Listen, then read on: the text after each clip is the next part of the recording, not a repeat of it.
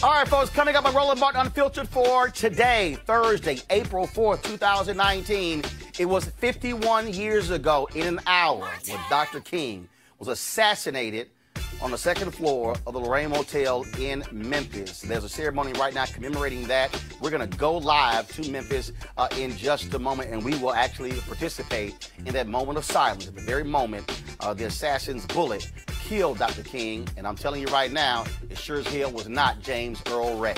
Also, Senator Cory Booker and Congressman Jim Clyburn introduced an anti-poverty plan. It's called the 10-20-30 plan. I'll explain to you exactly what that formula is, what the programs that will be affected by it, and we'll hear from Reverend Dr. Rev Barber, of course, who is leading the Poor People's Campaign, and we'll get his thoughts on this day as well, as our slain Alpha brother was killed on this day.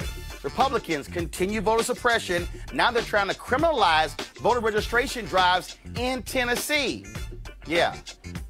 Dr. King, fighting for sanitation workers, fighting for voting rights. Republicans still playing the same games. 51 years later, we'll talk to an activist there in Tennessee. They're trying to fight it. The Florida Republicans talking about voter suppression. A Florida GOP House committee passes more restrictions on Amendment 4, even though 65% of the voters passed that amendment. The fight continues. And also, an historic social justice and civil rights training center in Tennessee burned to the ground, and a white power symbol found on the site. We'll talk to one of the leaders of the center. Joe Biden addresses charges he makes women feel uncomfortable with his hands-on approach to politics. And to commemorate, again, the death of Dr. King, you're going to hear from civil rights icons, individuals who worked closely with him. They'll share their thoughts on what took place on April 4th, 1968, including Reverend Jesse Jackson Sr., who was there at the Lorraine Motel, Congressman John Lewis, Ambassador Andrew Young, who was also there, Reverend C.T. Vivian. We'll hear from Xernona Clayton, of course, who was in Atlanta, and she was the one with Coretta Scott King in the days after his assassination. Also, Reverend Dr. James Lawson, who was in Memphis, the person who made the call to invite Dr. King to Memphis, as well as Clarence Jones, who was the attorney for Dr. King. Why is this show important? Because no other black show or mainstream media show are going to have these interviews today. Also, we'll hear from the AFS-CME of the deaths of the 2 sanitation workers in Memphis, who actually, that's what led Dr. King to come to Memphis. Folks, we've got a packed show for you. It's time to bring the funk. I'm Roland Martin Unfiltered. Let's go. He's got it. Whatever the biz, he's on it. Whatever it is, he's got the scoop, the fact, the find. And when it breaks, he's right on time and it's rolling. Best believe he's knowing. Putting it down from sports to news to politics. With entertainment just for kicks, he's rolling. It's on go, roll, y'all. It's Roland Martin, yeah. Rolling with Roland now. He's funky, he's fresh, he's real, the best, you know he's Roland Martin now.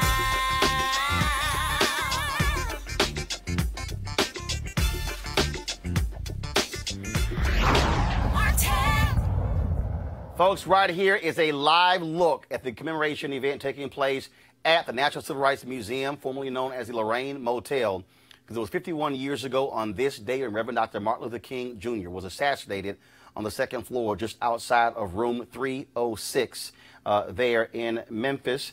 This is the part of the program. Pull the audio up, please. This is the part of the program where Dr. King's fraternity, Alpha Phi Alpha, participates in this particular program. There are a number of speakers who will be speaking, and so we're going to actually hear from folks all throughout this show over the next hour.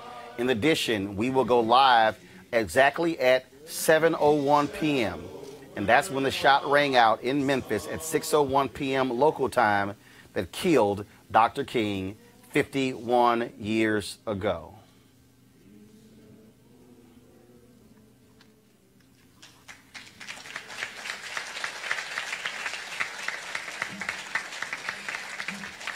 Those were the signs worn by the sanitation workers, 1,100 black men who went on strike as a result of 2 of their workers who died with those sanitation trucks. We're going to actually see a video later from AFS-CME. They, of course, were members of that union, and we're going to hear a video that they put together in tribute to those sanitation workers. Of course, they released that a couple of months ago on the anniversary of their deaths. And so, again, we'll be paying tribute to Dr. King all day today. As I said earlier, we're going to be hearing from a number of people who work with Dr. King. We'll be sharing their reflections, on what took place on that day, where they were. And so that's one of the things that we are going to be doing as well. And so paying homage. The shirt that you see me wearing, this was from San Antonio. Of course, I was the keynote speaker at their event last year. They had the largest MLK march annually on MLK Day, and so that's one of the reasons why I am wearing this shirt. I want to introduce our panel right now. We have from left to right to left, Julian Malveaux, economist, president emerita, Bennett College. We have Greg Carr, head of the Department of Afro-American Studies at Howard University. Also, Joseph Williams, senior editor at U.S. News and World Report. Before I go to my first story, I just do want to go to y'all briefly because on this day, if you turn to the other networks, they probably barely even acknowledge today. Yes.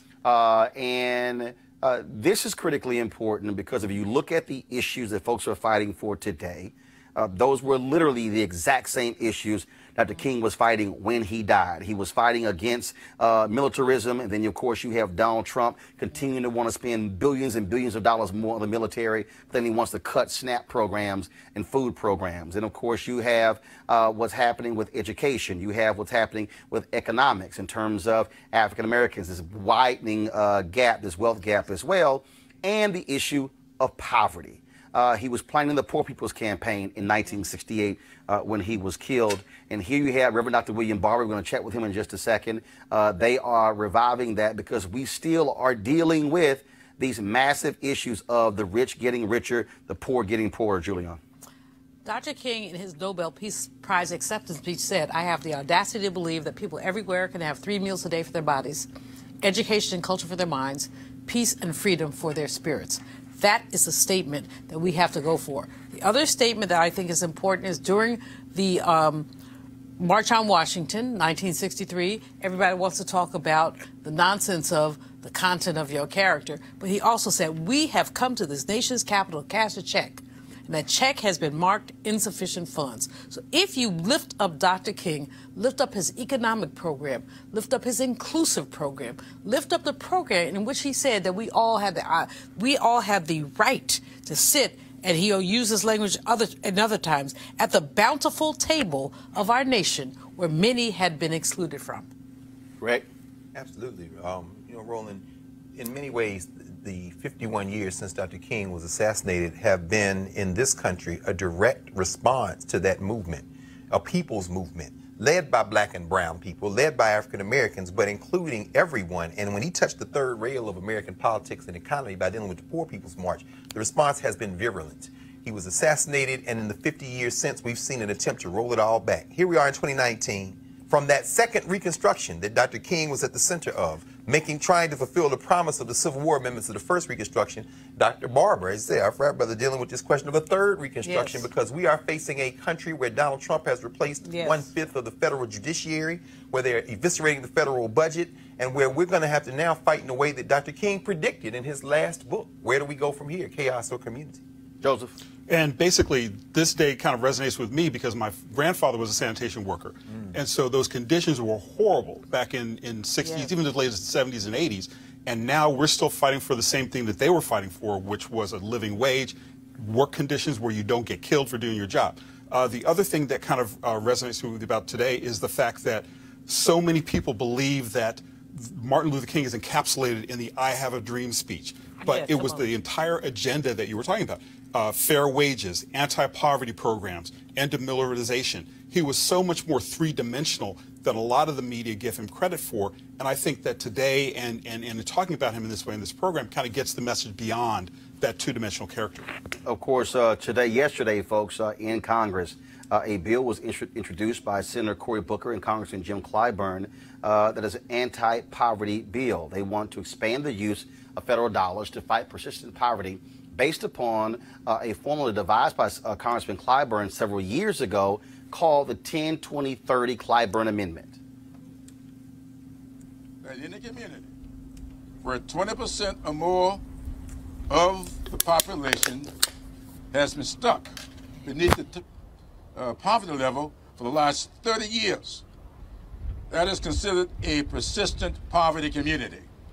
So we said that in these instances, we ought to direct at least 10% of this money that's being appropriated in this section of the law into any community where 20% or more of the population has been stuck beneath the poverty level for the last 30 years.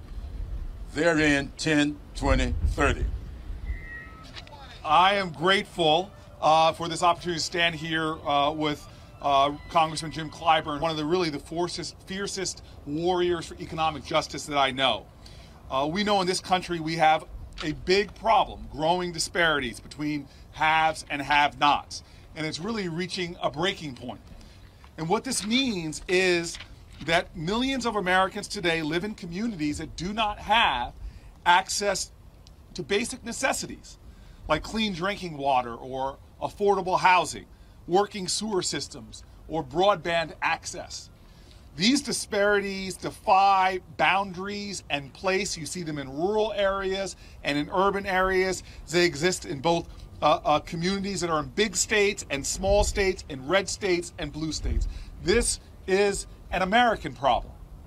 So the question for us now is this: how do we, as a federal government with limited dollars to spend, how do we target those dollars to communities and the people that need them most? And that's a question that Senator Clyburn has been working for some time to answer. And that's a question that this bill answers. This bill, 102030 2.0, is about giving those most high-need communities a leg up and a fair shot at securing what is game-changing levels of federal resources. All right, folks, joining us right now is the Reverend Dr. William J. Barber, head of the Poor People's Campaign, Repairs of the Breach. Reverend Barber, glad to have you with us on this day when Dr. King was killed 51 years ago. Well, Roland, certainly really glad to be with you on today and all of your guests. Hello to everyone. I'm actually headed to the monument to speak today at 7 o'clock. You know, I'm certainly glad that Brother Senator Booker and Clyburn have put this bill forward. It's a step.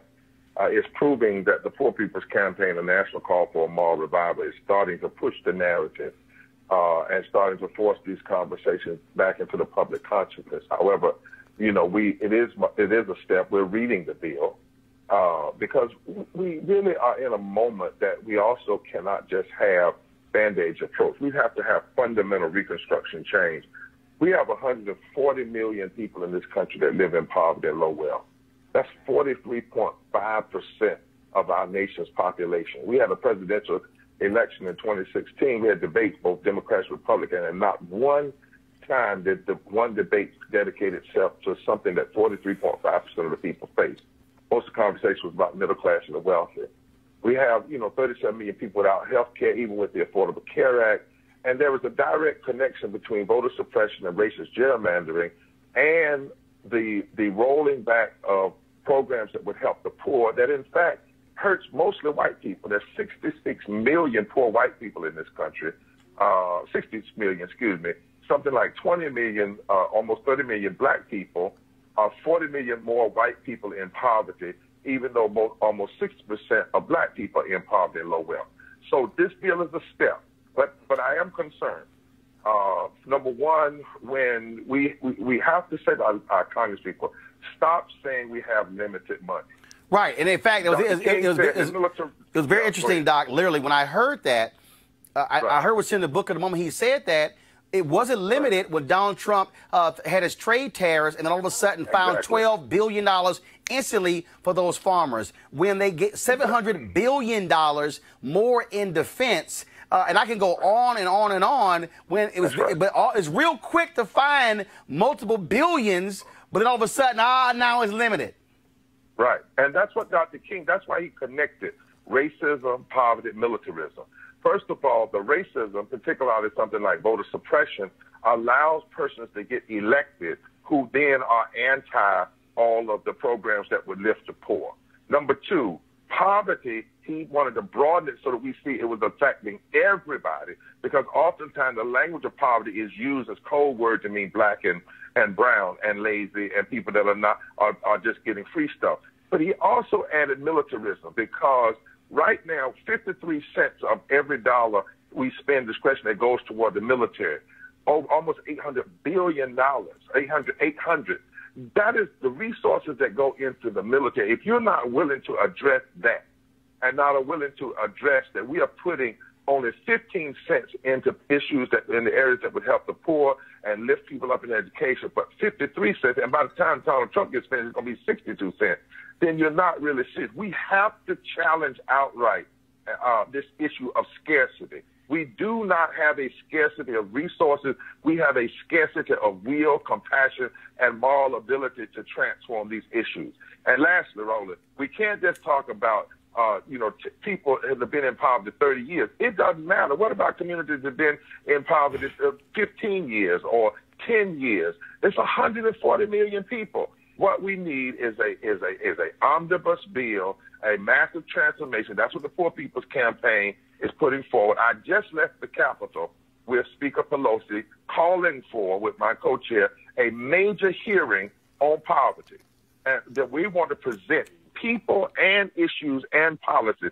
Got to talk about living wages. Got to talk about guaranteed income for the poor. Got to talk about health care for everybody. Got to talk about this money, too much money going into militarism. Got to talk about environmental justice. It cannot be one thing. But this is a good step to at least get the conversation. But we have to change the narrative even further than it's being changed with this piece of legislation. And Reverend Barber, also, I think it's critically important that we don't allow people to pimp Dr. King and his name and what he stood for by limiting him to a couple of speeches. I think anytime any politician utters a single quote of Dr. King, we should stand up. We should stand up and say, no. Where are you standing on his policies? Where are you standing on how he lived? See, that's why I've been, for the last 5 years, everywhere I go in this country, I've been telling folks they need to buy his book, Where Do We Go From Here, Chaos or Community, exactly. Because he literally laid this whole thing out in his own words, and there's no shock. It was first his worst-selling book of his life, and this book wasn't published for 10 years after his death. There was a reason for that. Exactly, and that's why in the Poor People's Campaign, following his lead, we've created something called the Souls of Poor Folk Auditing America 50 Years After, that gives the stats and also the policies. That's why we got 40 coordinating committees now, 41 states, including the District of Columbia. That's why today, last 2 weeks ago, we started massive bus tours across this country with the media in tow. We're getting ready to have a Poor People's Moral Action Congress in June. We're going to continue to ramp up our nonviolent direct action around these issues. This is not a game, Martin. Dr. King said last night would have been the night he preached his last sermon. And let's be real, after 67, civil rights organizations left him, unions left him, churches left him. They walked away from him when he put these three theses out there. And people have been trying to kind of play around that legacy ever since. But 51 years ago last night, Dr. King said, America, listen, is a sick nation, and nothing would be more tragic than for us to turn back now. I think in some ways that's the most powerful thing he said. But sure, he talked about going to the mountaintop, looking over, I've seen the problems. But in that speech, before he got to that, he said nothing would be more tragic than for us to turn back now. And that's the kind of fortitude, commitment that we must encourage, we must have today. Lastly, Roland, I was reading I had to go back and read the Declaration of Independence today. And Declaration of Independence says anytime, in essence, that a nation is moving away from life, liberty, and the pursuit of happiness for all people, we have a responsibility to alter that nation. It is altering time.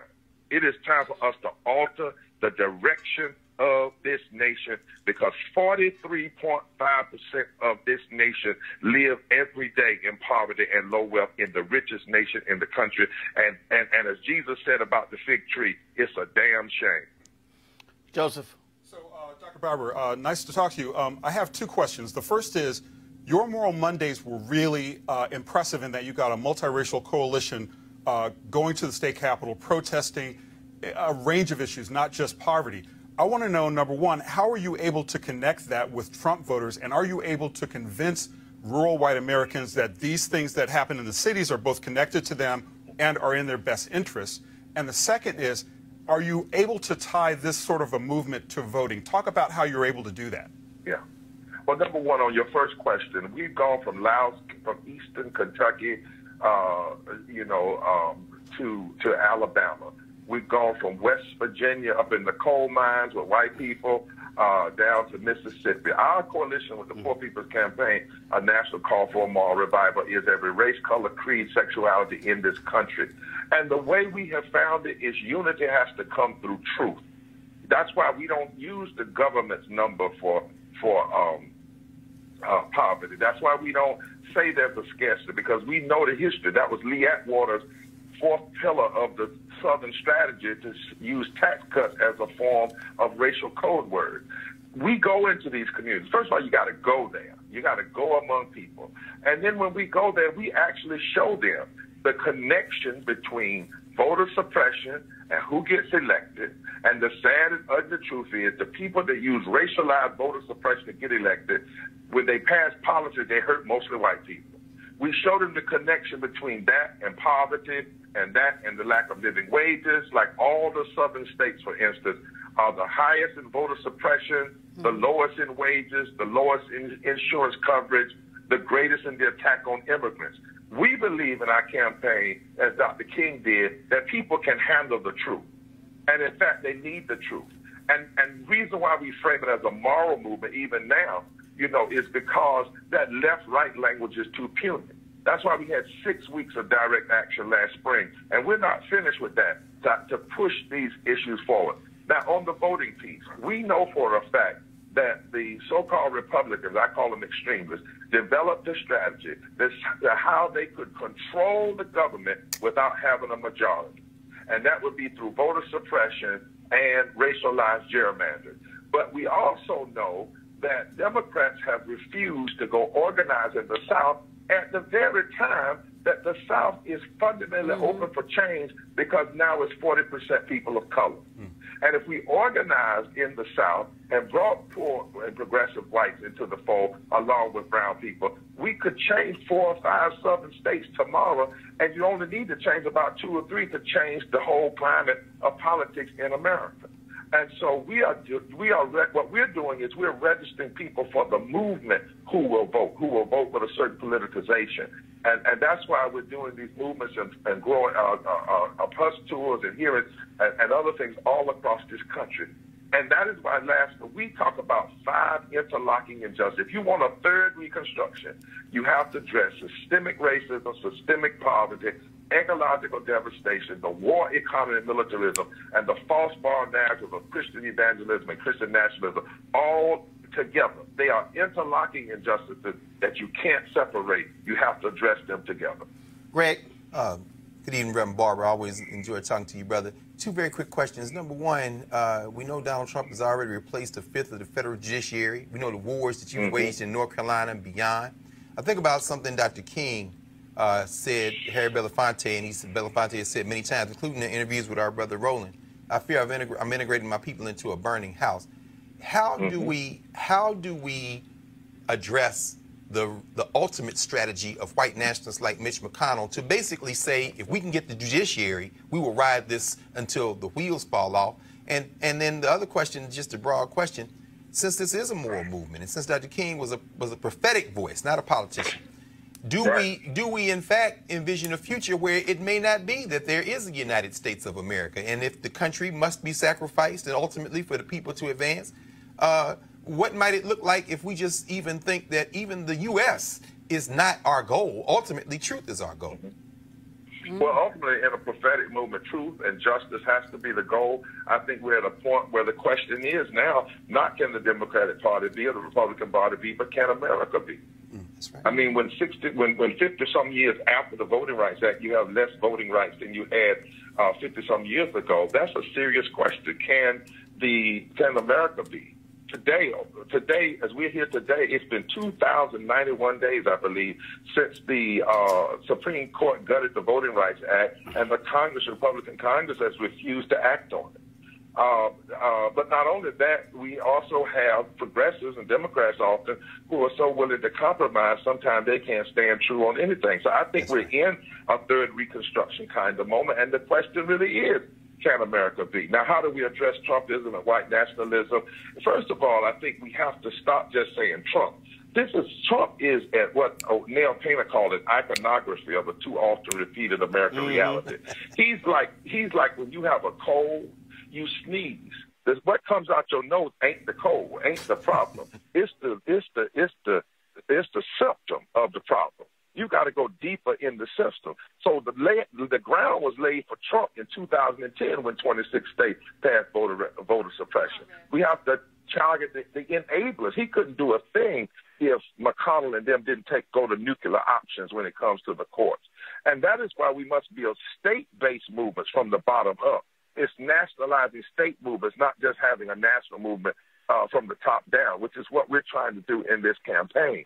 But I think we have to fight for the soul of this nation because too many of our foreparents fought for it and died for it. And I'm not willing to just let something go that my grandmama bled for or my father or my grandfather bled for. But I do think we are really in a fight for whether or not America can be. And that is why we have to have a prophetic, long-term moral movement that's intersectional, intergenerational, interracial, intergender, intersectional, all of those things that will stay at this. Because right now, the narrative is so narrow. That's why I love what Roland is doing on this show. Because right now, in most of the media, the narrative is so left, right, conservative, liberal. It's so shallow, it's puny, it's anemic. It doesn't even help people understand what's really going on. And that, because of that and many other things, we had 100 million people that didn't even vote last time they were eligible. 100 million. You know, we had in Wisconsin, for instance, Trump, wins by 30,000 votes. He had 250,000 votes suppressed. We have somebody in office who didn't win, but even those of us some people who know that, they still say he won. We keep legitimizing that which is illegitimate. And I think the time has come that we have to stop really having a resistance, but having an offensive and begin to move and fight for the heart and soul of this country. Not just for a party, not just for a president, but literally for the reality and existence of this country insofar as what it has promised, but it has never fulfilled yet, but we can't give up on either. Last question, Julianne Evo. Rev Barber, you know I love you dearly. I'm so glad to hear your voice. I want to take this to an economic perspective because, as people have said, when you elect a clown, you should expect a circus. And we do not pay attention to the sideshow. Part of the sideshow are the appointments that are being made, like the Federal Reserve Bank. The Fed has the opportunity to do things with the interest rate. Now he's got some clown more that he wants to appoint. And also Herbert Kane, he's lifted his name. He doesn't know the Fed from a hole in the wall. And I'm cleaning it up because I'm talking to you. You know that. I always clean up when I talk to you. So, but Rev, how can we activists begin to deal with the Fed and with what the Federal Reserve Bank does and how that affects the terms and conditions of our everyday life? Well, I think the first thing is you raised is from an economic standpoint. We have to begin to really drill down on these economic issues and really teach what is going on. So much is not known. Sometimes I go to places and now folk are talking about stuff, and sometimes I don't want to say it's trivial, but it is. When you live in a nation, Julianne, where 62 million people make less than a living wage. Yes. And we are arresting people who fight for 15 and a union. But 400 families make an average of $97,000 an hour in a democracy. When we look at the fact, and this is a framework that I think Roland and I talked about, this $1 trillion tax cut was not just a tax cut for the wealthy. It was that. But it also was the largest transfer of money from the back of working people since slavery. In fact, one way you can look at it, more money was transferred in that tax cut to the wealthy than was transferred through slavery. And nobody mentioned that. Nobody talked about the budget that as a racist, transfer of wealth, as well as a class problem.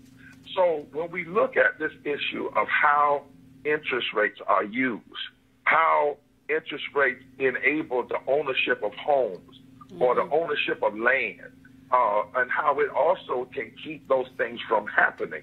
We have to have our best economists like you and others school us on those realities, and then make sure that we are in the fight for those things.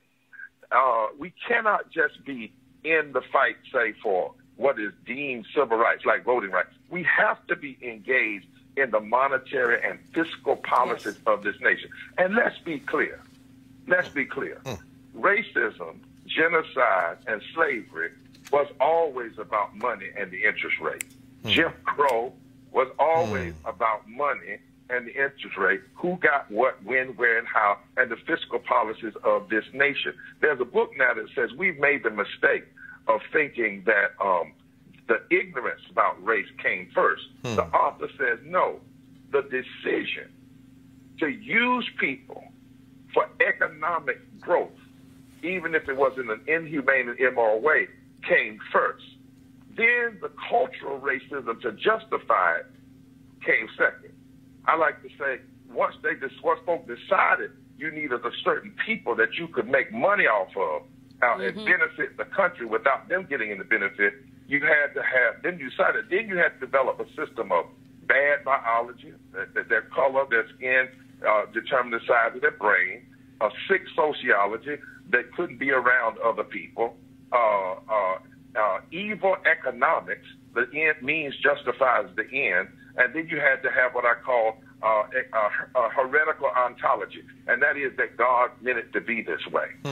And so, Julianne, I think, and I'm going to put this back on Roland and all of you all, I think you and some others and our best economists ought to do several shows. We'll get everybody we can. I think ought to do a traveling circuit on it, on what's really happened with monetary and fiscal policy. Because we could end up with this, Roland. This scares me more than anything. Right. We could end up with a majority black, brown, and progressive white electorate that elects progressive folk to a broke bank country. That's right. Ooh. They could have stolen everything, then you end up handing the power. Similar to what happened in South Africa. Yep. Right? Similar to what happened in South Africa. You end up getting the political power, but before you get it, they steal everything from it, rob the bank, transfer the wealth in such a way that you then have the mechanisms of government, but you don't have the money to make the mechanisms work. Reverend Dr. William J. Barber, you're going to be live. You're going to be at the monument here in D.C.? Yes, sir. Okay. Yes, sir. All right. There just a minute. All right, brother. I certainly appreciate it. Thank you very much for joining us. And, folks, this is, again, you heard Reverend Barber say it, but this is also no other show is having this discussion on this day, which is why I created this, because we got to be able to control our own narrative. Reverend Barber, I appreciate it. Thanks a lot. Bless your heart. All right. Bye, boo. Folks, again, this is, again, when you look at these issues, this is what we're dealing with. I want to now go to Florida, of course. We talk about the issue of voting. When you talk about voting and economics, well, a House committee there on a party line vote approved a measure to require fines and costs to be paid by folks who were formerly incarcerated. It's been called by supporters of Amendment 4 a modern-day poll tax. In fact, I was tweeting earlier, one woman, a white woman, said that she owed $57,000 in fines, and she felt that it was wrong to impose that. Now, remember, Amendment 4 passed by 65% on Election Day in November. I kept telling y'all, I told Desmond Meade this, and I told his wife Sheena Meade this. They were the ones who led the coalition to restore the voting rights. I said, do not trust Republicans in Florida, because they were not going to be silent with 1.4 million people getting the right to vote. 1.4 million people in one fell swoop in November was the largest, listen to me carefully, y'all, this was the largest influx of new voters since the Voting Rights Act in 1965. So that y'all actually think Republicans in Florida were going to allow 1.4 million white, black, Latino, Asian, Native American folks to be eligible to vote in local elections in 2019 and in 2020? Hell to the no. No. To the no, to the no. Governor Ron DeSantis has yet to weigh in as to whether or not he is going to veto this if it passes the legislature.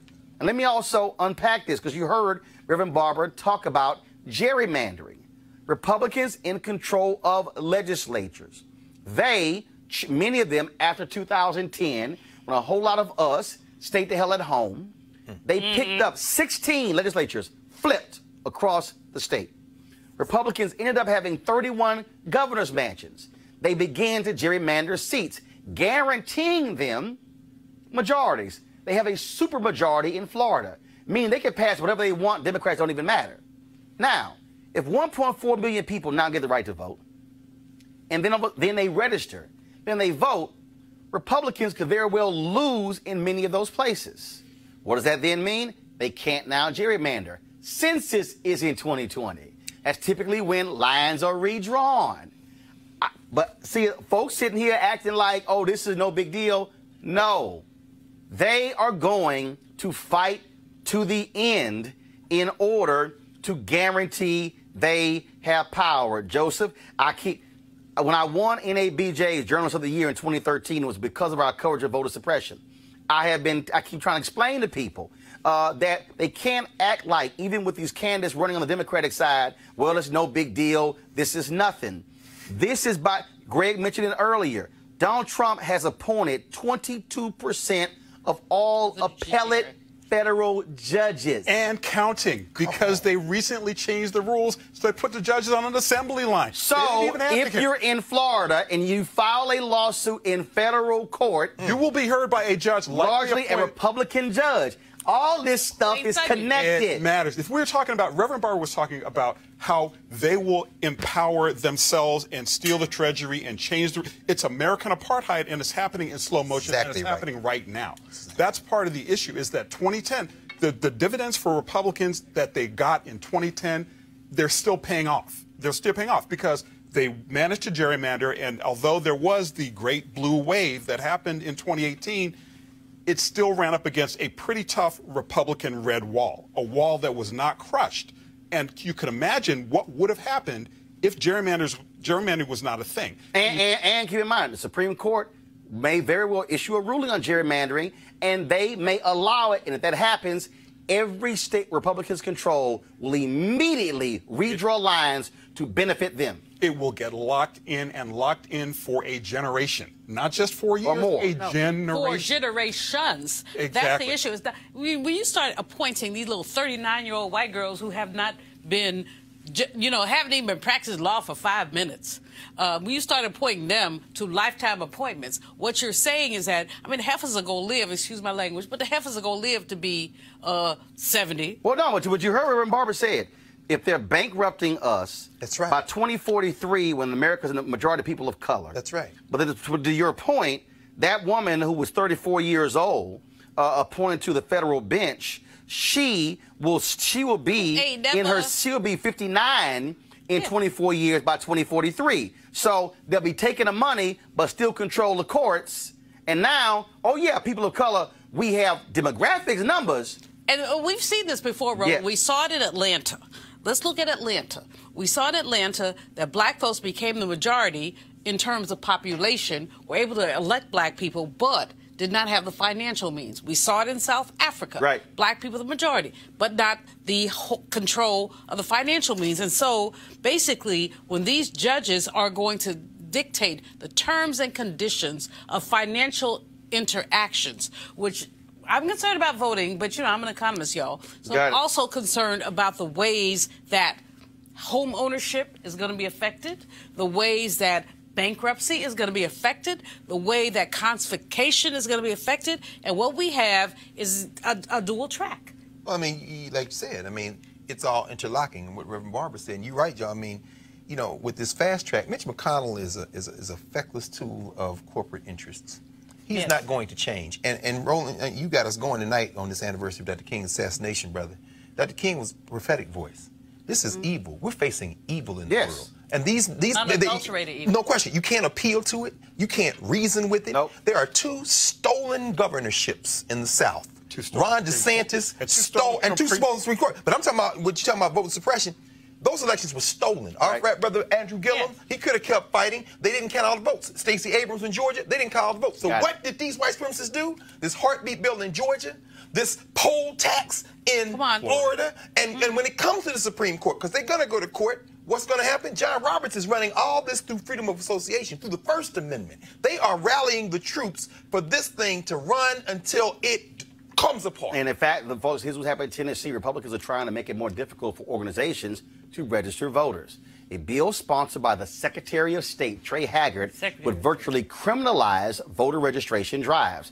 Joining us from Tennessee is Tequila Johnson, Vice President of the Equity Alliance. Tequila, please explain to folks exactly what this bill and what it is going to do to organizations that are registering folks to vote.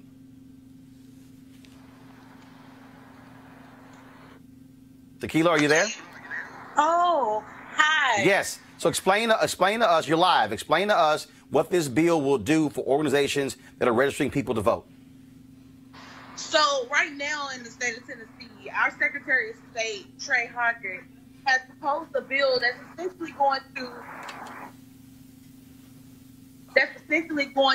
penalize organizations for conducting massive voter registration drives.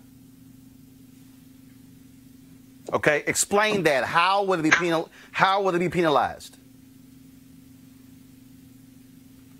All right, guys, go right ahead. Go ahead. Give me one moment. I'm sorry. I'm trying to get back to my car. All right, so I'm out here on the ground organizing right now. All right, so let's do this here. I'm going to put you on hold, and I'm going to come back. I'm going to come back to you, and I want to go to our guest from Highland, Tennessee. Folks, the Highlander Research and Education Center, located 30 minutes east of Knoxville, Tennessee, has been providing training for social justice organizations since the 1930s. It has trained the Reverend Dr. Martin Luther King Jr., Rosa Parks, the Reverend Ralph Abernathy, and others. Well, the other day, it burned to the ground, and a white power symbol was found on the site. Joining us now is Ashley Woodard Henderson, co-director of the Highlander Research and Education Center. Ashley, what is the latest on this arson?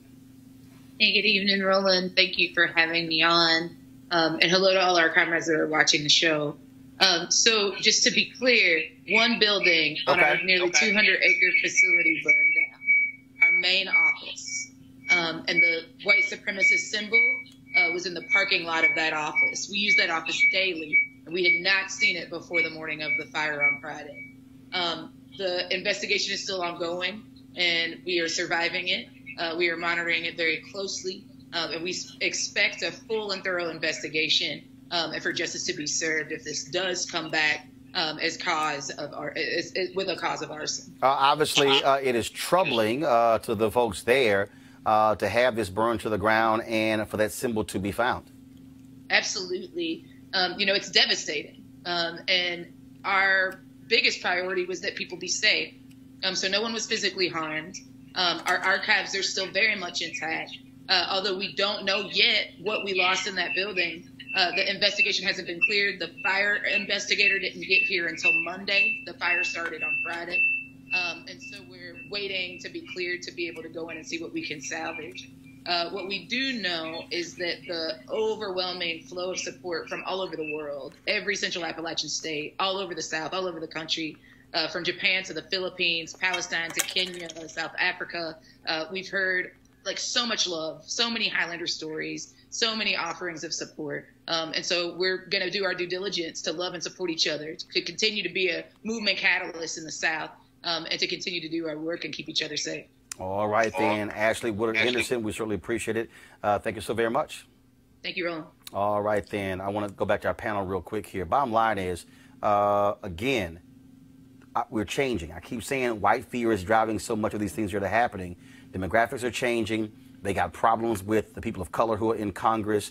They got problems with black people who are flexing their muscle, who are organizing. They understand what is coming in 2020. I think you had too many black people who sat on their ass in 2016, who bitched and moaned about Hillary Clinton, who said, oh, there's no difference between Hillary Clinton and Donald Trump, who now realize that was stupid as hell. And you got white folks. This is going to be the first election in American history where less than 70% of the total electorate is white. Roland, the other piece of this is the language that the government has used to marginalize us.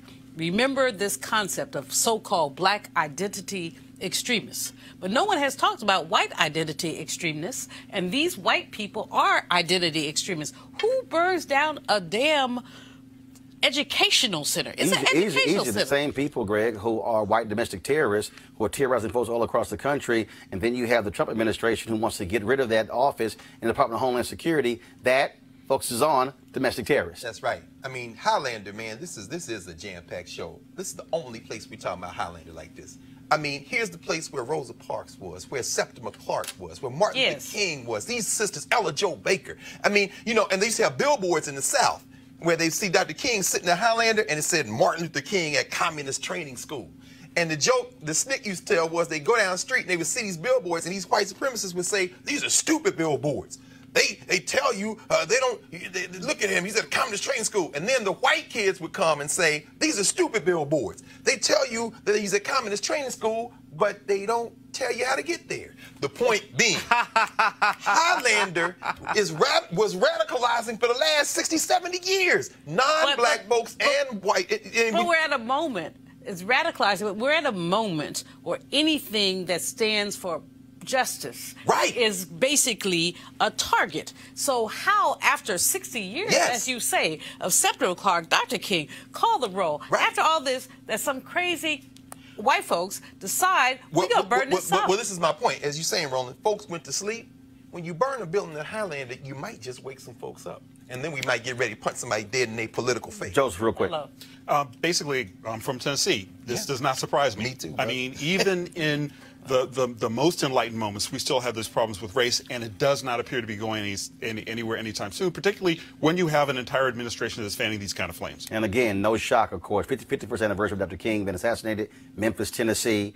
You have Highlander being, that building being burned, and of course that bill in the Tennessee legislature. Let's bring back Tequila Johnson, Vice President of the Equity Alliance. So Tequila, explain to folks exactly what is this bill going to do to organizations like yours and others that register people to vote. So it's sad what we're experiencing here in Tennessee right now. It is, as I said before, voter suppression at its finest. So this bill that Secretary of State Trey Hargett proposed essentially wants to criminalize organizations for doing voter registration. So the bill began as a bill that essentially said if you register more than 100 people to vote and you have one deficiency on a form, you could potentially be given a misdemeanor and fined up to $10,000. And so what that looks like in our community... Hold on one second. You said one? Yes. So for every county that you have a discrepancy, and again, this bill is so subjective. It basically leaves it up to the Secretary of State to determine exactly what he wants to consider as something deficient, because our forms in Tennessee are extremely difficult. It requires your social security number. It asks several questions, and if you don't check the box that says, you know, you are a citizen, or if you forget to check the box that says Ms., Mrs., or Mr., that's considered incomplete, therefore it's considered deficient, and the Secretary of State's office is responsible for calling the person, which they don't, because, again, there aren't any policies in place that says they have to have a particular process, but it's been nonstop work since. And, again, you have attacks with voter suppression, you have attacks with gerrymandering, attacks with voter ID, all these attacks. Now they're going after the organizations who are doing the work. Many of them are small organizations, don't have lots of resources, and that this will scare away a lot of people who are afraid of that $10,000 fine. This is all about a chilling effect on people who register people to vote.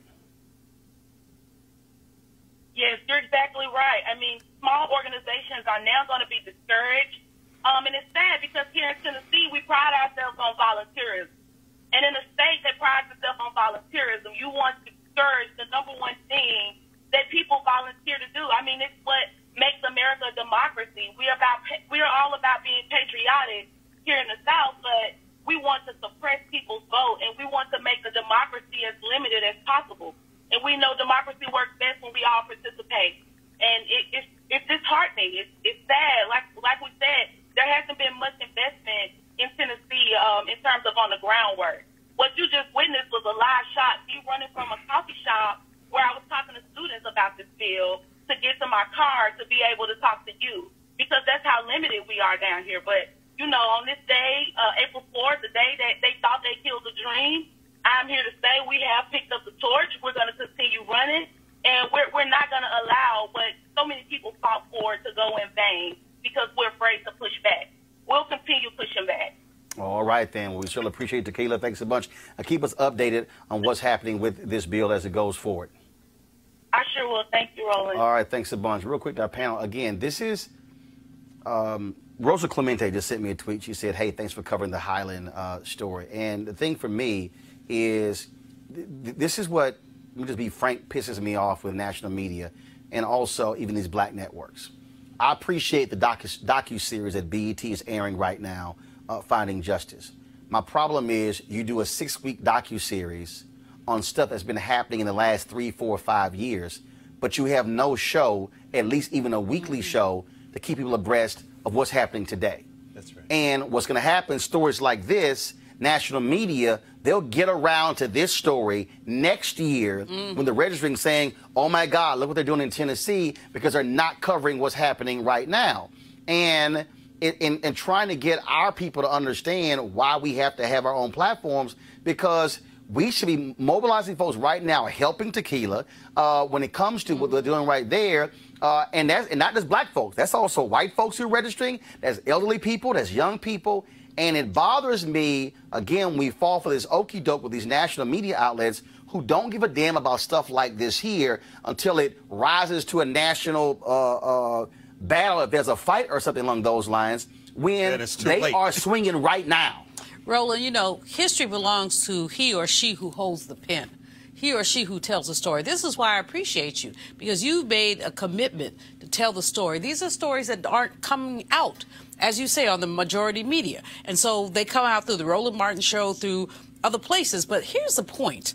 We have to, and all these people who are feeding information to you is powerful, but we have to really empower ourselves to tell the GD story, to tell the story, to lift our voices, because they're not being lifted. Not even, Greg, with all due respect, our African-American studies departments at some of our HBCUs are not telling the story the way we should. We have a handful.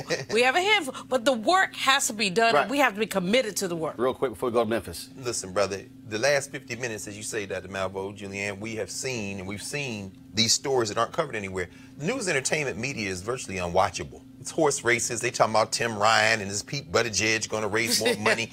Meanwhile, these young people in the streets, what you covered a couple of years ago in Alabama with the Doug Jones campaign, with Fire Teray and them, that's the only place that was being covered. Everybody found Stacey Abrams and Andrew Gillum 2 years after you have been showing this every day on your daily show.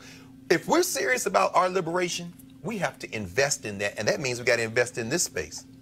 I want to go right down to Memphis. We're going to go live to the National Civil Rights Museum, formerly the Lorraine Motel. They're playing one of the speeches by Dr. King right now, and literally in 2 minutes, they will have a ringing of the bell, I believe, to commemorate the very moment, 6:01 p.m. Central, 7:01 p.m. Eastern, when the shot rang out that struck and killed Reverend Dr. Martin Luther King Jr. on the balcony of the Lorraine Motel. Let's go to Memphis. Like anybody, I would like to live a long life. Longevity has its place. But I'm not concerned about that now. I just want to do God's will. And He's allowed me to go up to the mountain. And I've looked over and I've seen the promised land. I may not get there with you, but I want you to know tonight that we as a people will get to the promised land.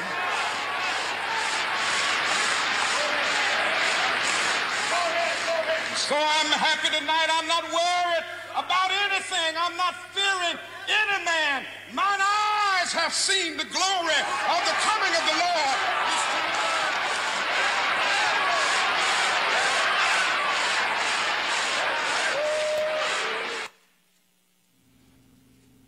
Man, how he starts.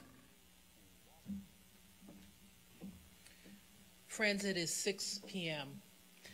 and we would ask that we take a moment of silence to get beyond 601.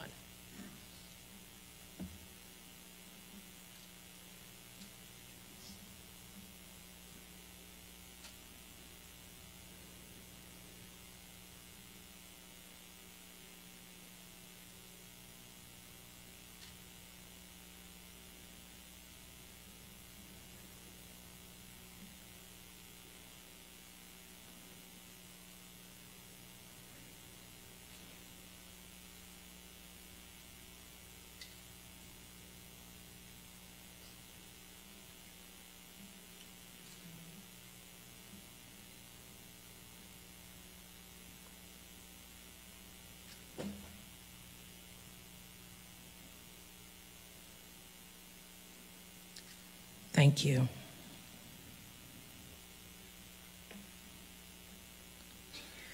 If you leave this place today with nothing more, I ask that you commit to doing something. Something that promotes justice, freedom, equality, and simply love for humankind. We really need to help this nation become the beloved community in which all people can share in the wealth of this earth. That's all that Dr. King was asking. I thank you for joining us today. I'd like to now invite you all to go out in the courtyard as Professor Safi and I, Reverend Lawson, Reverend Jackson, you are welcome to join us to lay the new wreath. Thank you.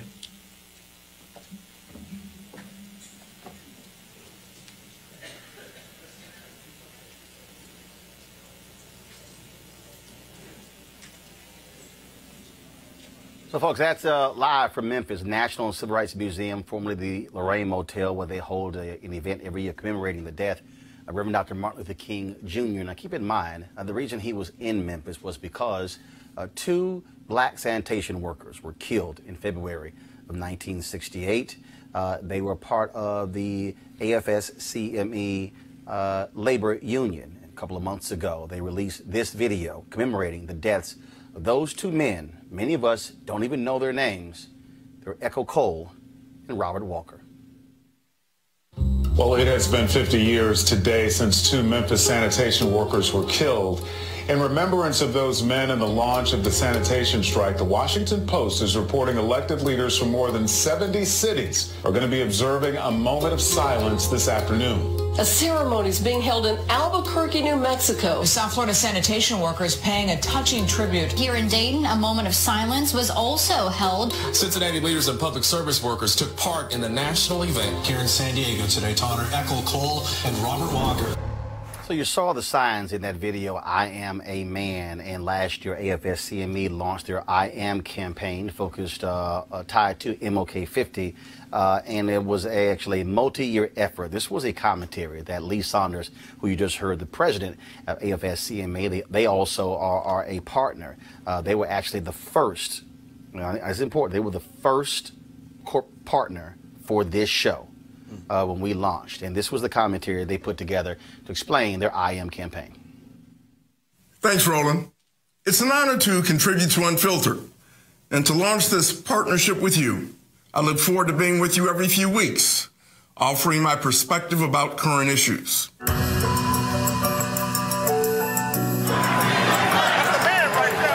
Back in April, Roland was one of thousands of people who traveled to Memphis to mark the 50th anniversary of the city's historic sanitation strike.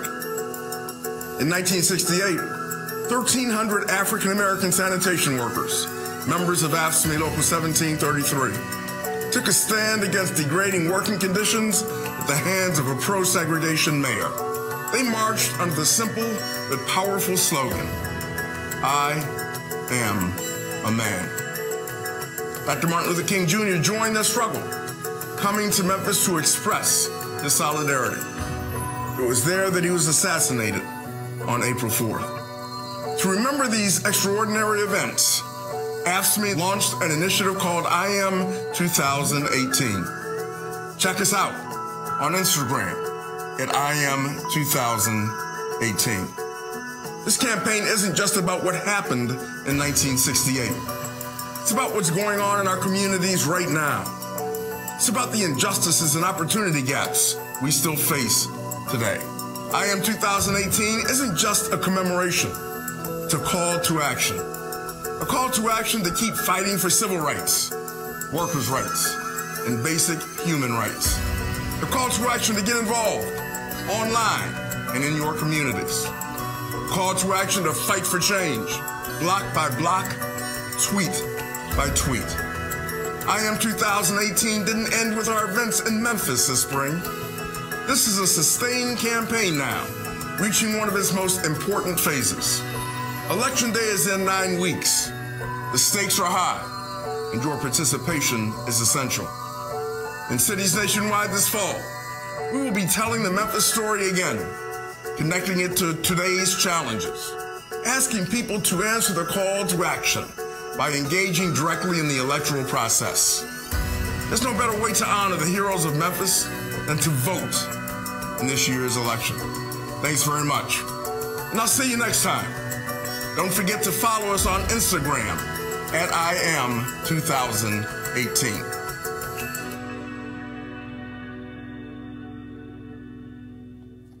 So before I play some of the comments from Dr. King's lieutenants who shared with us what happened, where they were, how they felt on April 4th, I'm going to go back to our panel here. The mistake that most of these other media people keep making, and the mistake that I think black organizations keep making. Every single one of us has attended, spoken at, given a keynote, or been on a panel of MLK Day events for his birthday, or around his assassination.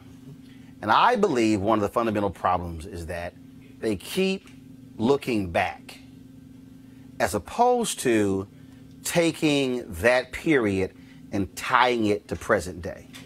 Now, I think largely because, as I said to Reverend Dr. Barber, is that, folks, we allow politicians to pimp Dr. King, but we also treat Dr. King like a civil rights bobblehead mascot, where we pull him out a couple times a year or when convenient. Most people only have heard the I Have a Dream speech, or really only the bottom of the I Have a Dream speech. That's right. And the bottom of the mountaintop speech. They haven't actually read the books he wrote, haven't actually looked at, again, going beyond those two speeches, to understand how do you make what he said and was doing then relevant today. And that, to me, I think is the constant mistake, which is why we have black people who are walking around who only can say content of character and I have a dream, or I've been to the mountaintop, I've seen the promised land. I may not get there with you, but these people get there together. And I'm like, yeah, but if you don't understand in that mountaintop speech on April 3rd, '68, where he talked about boycotts of banks, where he talked about putting money in a black bank, where he talked about don't shop or do business where they won't hire you, that's the same thing today. Well, you know, Roland, first of all, going back, and again, high props, brilliance, going back to look at the I Am a Man, the two brothers who died because the garbage trucks that they were working on had deficient equipment. They were forced to jump down to compact the garbage. But also because they could not go inside where the white workers were. Well, that's another piece of it. But first, they jumped down, had to compact the trash. Legs were amputated. 1. 2, getting paid 90 cents an hour less than the white people were getting paid. And because I talked to their sons last year in Memphis. And when it rained, they sent the black workers home unpaid. And the white people, if the rain stopped, they didn't call the black workers to come back. They called the white workers to come back, so the black workers didn't get paid at all. So the whole structure of the system was warped. That's one. And so that's why King kept coming back there. He came back there. They told him not to come. He came anyway. Number 2, as you say, most people have not read the body of Dr. King's work. When he talked about the triple evils, poverty, militarism, racism. Those are the three evils. And he talked about that. But people don't want to talk about that. You got these kumbaya people. I'm on Roland March Unfiltered, but I still won't say MF. But these kumbaya people, my mama watches every now and then, who basically want to try to make chicken salad out of chicken spit. You can't talk about King and racism without talking about poverty and militarism. And then number three, if you look at that last speech, Roland, and the ways that he lifted stuff up. When he talked about he was going to be a drum major for justice. When he talks about all of that, this is the stuff that gets swallowed in this Rudy-tooty nonsense about the king that people want. The kumbaya king, where we all go sit here and sing, we shall overcome. When? We shall overcome, not someday, but today. Well, but the problem is it makes people uncomfortable. And that's the issue. That's the radical king. That is exactly right. Martin Luther King, as the two-dimensional figure, is the kumbaya figure, right? He is not the guy who was calling for radical action. Right. And radical action and talking to people about how they can make justice and make things better, it will require some discomfort. Even reading his works requires a certain amount of discomfort from present day. People don't want to do that. But we have to have this. If we don't have discomfort, we won't have change. But that's what Rev Barber is saying. That's what Rev Barber is saying. But Greg, but you can't have discomfort when you refuse to read. Oh, and believe me, brother, I'm facing that every day. Every classroom teacher in the country is facing illiteracy. Students with the ability to read who just simply refuse to. The technology has disrupted everything, and it's really tragic. I mean, I think about another book to read by the brother who helped collaborate with Dr. King on his Why I Opposed the War in Vietnam speech, the great Vincent Harding, who wrote a book called Martin King, the Inconvenient Hero. It's prophetic that you use the word inconvenient, Roland, because that's what he said. He said when this man came out against the war, he lost everybody. And everybody ran from him. The Negroes in the church, the black politicians, and not only that, the white people, the foundations, the liberals, they all ran. And you think about somebody like Howard Thurman, one of the great spiritual leaders who talked about this question of spirituality and what we must do to each other for each other as human beings. And one other name, a man who still walks the earth, Jack Odell. Now you're talking about the C word, communism, the S word, socialism, the idea that capitalism is one of those evils. You can't celebrate Martin Luther King. Let's also talk about Jeremiah Wright. Oh, of course. Let's talk about Jeremiah Wright. Of course. And let's talk about that brother and the way that the Obamas threw him under the bus. Well, that's why you can't put Martin Luther King and Barack Obama on the same T-shirt and have any serious analysis of what we're talking about. You got to make Obama do so. He's a politician. Dr. King was not a politician. I see Roland got it paged up, brother. You about to read from where do we go from here? So I keep telling all of you again why you need to read Where Do We Go From Here, Chaos or Community. So this is so to understand why this show matters and why we do what we do. This is what King writes, okay? So y'all need y'all to listen because I'm about to hit some of y'all right now. He says, there are already structured forces in the Negro community that can serve as the basis for building a powerful united front. First, he says the Negro Church, the Negro Press, the Negro fraternities and sororities, and Negro professional associations. We must admit that these forces have never given their full resources for the cause of Negro liberation. That's right. There are still too many Negro churches that are so absorbed in a future good over yonder that they condition their members to adjust to the present evils over here. Too many Negro newspapers, and I'm going to edit, black websites, black cable networks. Come on, brother. They have veered away from their traditional role as protest organs agitating for social change and have turned to the sensational and the conservative in place of the substantive and militant. That's right. He said militant. Too many Negro social and professional groups have degenerated into snobbishness and a preoccupation with frivolities and trivial activity. But the failures of the past must not be an excuse for the inaction of the present and the future. These groups must be mobilized and motivated. This form of group unity can do infinitely more to liberate the Negro than any action of individuals. Yes. Now, let me explain what y'all about to see. Yes. So, in 2017, when I had News 1 Now and TV 1, we were preparing for MLK 50. Then we went to Atlanta We interviewed Reverend C.T. Vivian. We interviewed Xernona Clayton. We were trying to interview Reverend Joseph Lowry, but he was very ill. He was very ill. He was apologetic because of issues with his stomach. We could not do the interview with him. We sat down with Bernice King and Martin Luther King III. But then, December, I'm told News One Now is canceled. And so I'm going, okay, what are we going to do? I'm still under contract. Are we going to do a primetime special? Are we at TV One going to somehow commemorate Dr. King? What are we doing? Nobody's responding. Nobody's giving me any answers. And so we go through January. We're getting close, folks. It's April 4th, 2018. We go to February. Still no answer. So I decide, you know what? I can't sit still knowing full well that many of Dr. King's lieutenants are in their 70s and 80s. What happens if we don't get a chance to hear their story and they pass away? And so I then said, the hell with it. I own my own cameras. I got my own money.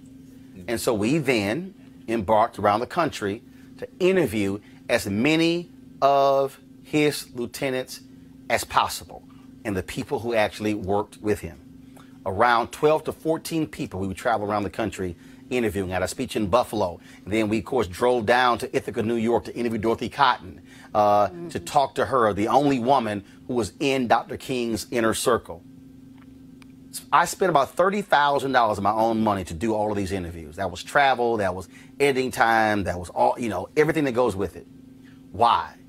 Because I couldn't wait for TV One to figure out what the hell they were going to do.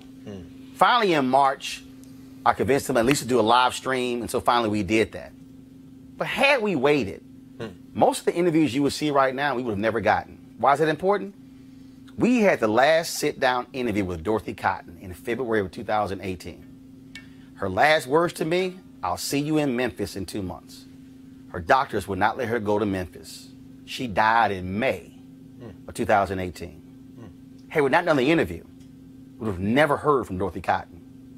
And so what you're about to see is a collection of the interviews that we did with different individuals who knew Dr. King well, who worked with him, who shared with us where they were and what they experienced on this day 51 years ago. He said, Doc, pow. And somebody said, get low, because it was a hit. And we didn't know what the hit was going to be spraying bullets. So I hit the hit. I was on the ground, and the Rev was in the room. I think Roland must have been downstairs. Rev, Billy Kyles was about so far, turning to go down the steps. And there's a picture of Andy, Billy Kyles, and someone just and they later pointing that way. And that pointing is that the bullet didn't come from that way, because he's on the ground. It came from that way. So the police had their guns drawn. Go the way the bullet came from. The bullet came from that way. That's that picture. Mr. Withers, the photographer, he was there. Ernest Withers. And he scooped a couple of jars of blood, tried to give me one and Ralph one. I couldn't touch that blood. I remember Ralph coming back. My son, my brother been shot. I'm his dearest friend. Ralph, Martin, hold on, we need you. Hold on. But Doc was gone at that point, you know. And so I just got up and wrapped myself off, and I was standing next door, the room next door. I called Mrs. King. She was in the bed. She said, Jess, how you doing? I said, I'm doing this fine. I said, Mrs. King, I couldn't quite get my mouth together. I said, I'm reading. I said, Doc been shot, I think, in the shoulder. I knew better. I couldn't say what I had just seen. They want to shake up in that way. I said, but you should try to go and see him if you can. She said, I'll be there momentarily. She got up out the bed. And apparently, for 7 or 8 minutes, someone called, the press, and said he was dead. Man, bedlam broke out. I mean, the fires around the country. But what excited me the most was, I think it was Reverend Joe Lyer that said, we can't let one bullet kill a movement. Billy Kyles knocks on the door and said, my wife is cooking dinner for y'all, and she's waiting, and she's got it all set up on the table. And so he said, well, let me go put on my shirt and tie.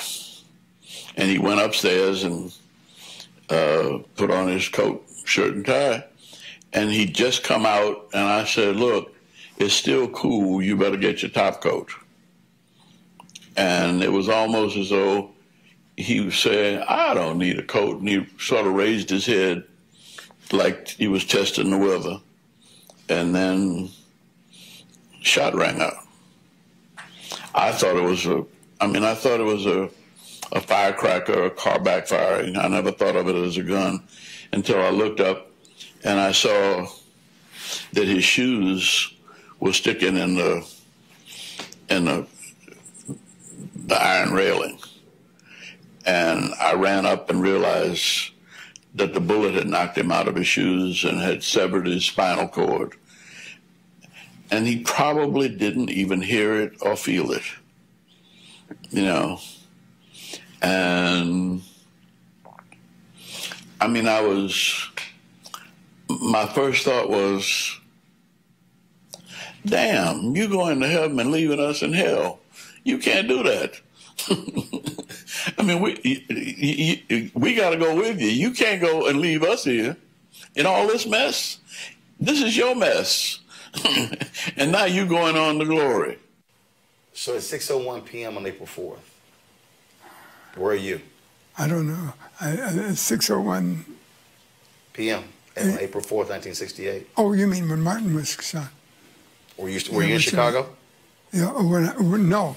Yeah, I was. When he was shot. Yeah. Yeah, I was, and I was when I was coming back to our apartment, and they kept saying on the radio, Martin King is shot, and then finally they said he is dead. I was in Indianapolis, Indiana, campaigning with Robert Kennedy, working toward his nomination, the Democratic nomination for president. And when I heard that Dr. King had been shot, I didn't know his condition. When Robert Kennedy came to speak, he said, we have some sad news tonight, that Martin Luther King Jr. had been assassinated in Memphis, Tennessee. When the audience heard the message, I heard it at the same time, and I cried. When Dr. King was assassinated, I said, well, we still have Bobby. In less than 2.5 months, he was gone.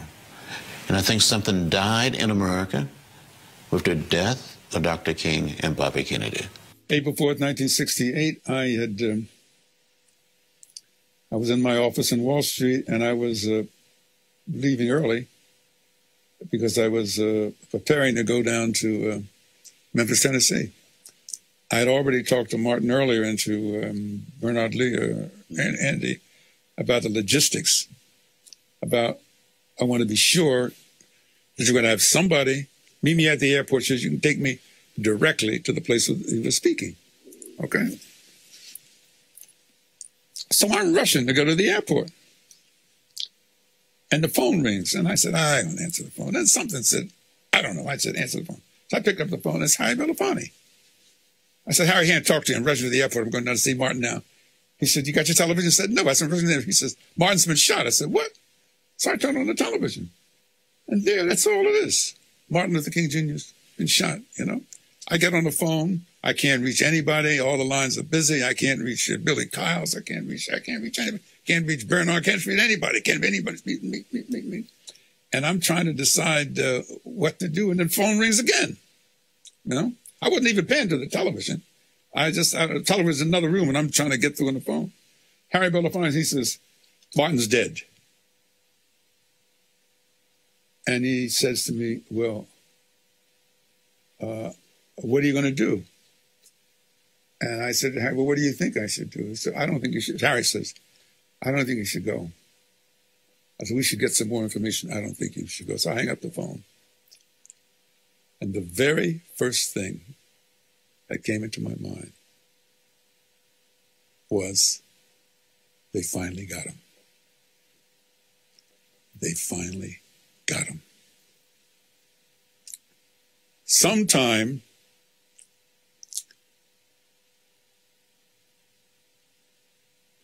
Sometime, I'll bookend it. Sometime between April 4th, 1967 and April 4th, 1968, I had come to the conclusion that it was not a question of whether Martin King would be assassinated. It was only when. 6:01 p.m., April 4th. Shots ring out. How do you find out? I was having dinner with the Grand Dragon of the Ku Klux Klan. And the maitre d' knew my relationship with the Kings, and she came over to the table and gave me a note. Well, we were talking. I was busy talking, and she said, "Did you hear about Dr. King?" And I just folded up the note and kept talking. She thought that was odd. She came back a second and she said, "I hate to interrupt your meal." She said, "But I just heard on the radio he'd been shot." Well, that didn't bother me either because I'd been in his presence before when it was reported. We were in Los Angeles once. They reported that he had been shot. And we were in there getting ready for a nice, comfortable evening and a meal. Well, not just he and I, but, you know, several of us were. Again, we had a big laugh about it. That they said, I think the guy had 8 sticks of dynamite and said, "I think I got him," you know. We saw it on TV. So I didn't think anything about it. I just talked to him earlier that day, and, you know, so he was all right then. And I said, well, maybe I'd better go to the phone. I went to the telephone, and their private lines were busy. And that's unusual, all the lines to be busy. And I said to my guest, I think I'd better go over there. So I then drove over. And as I was getting to her driveway, she was backing out. The mayor was there and the police. They were taking her to the airport. And she said, "Oh, I've been trying." She left the window down. It was raining. She said, "I've been trying to reach you. I've got to go to Memphis." Said, and she had a housekeeping staff, but she knew I had a special relationship with the children. She said, "Will you check on the children for me? I don't know what's going to happen." Because, see, when they called her, they didn't tell her he was killed. They told her he'd been shot and injured. So when you're driving up, you still think it's not true. Right. But then when you turn that corner and then you see police and the mayor, that's when it hits you. Just something. Okay, something happened. Something did happen. And so you pull up, she rolls the window down, but she doesn't know that he's gone. That's right. She didn't know it. And it wasn't until she got to the airport that she got the call that, and I think the mayor got the call that he is gone.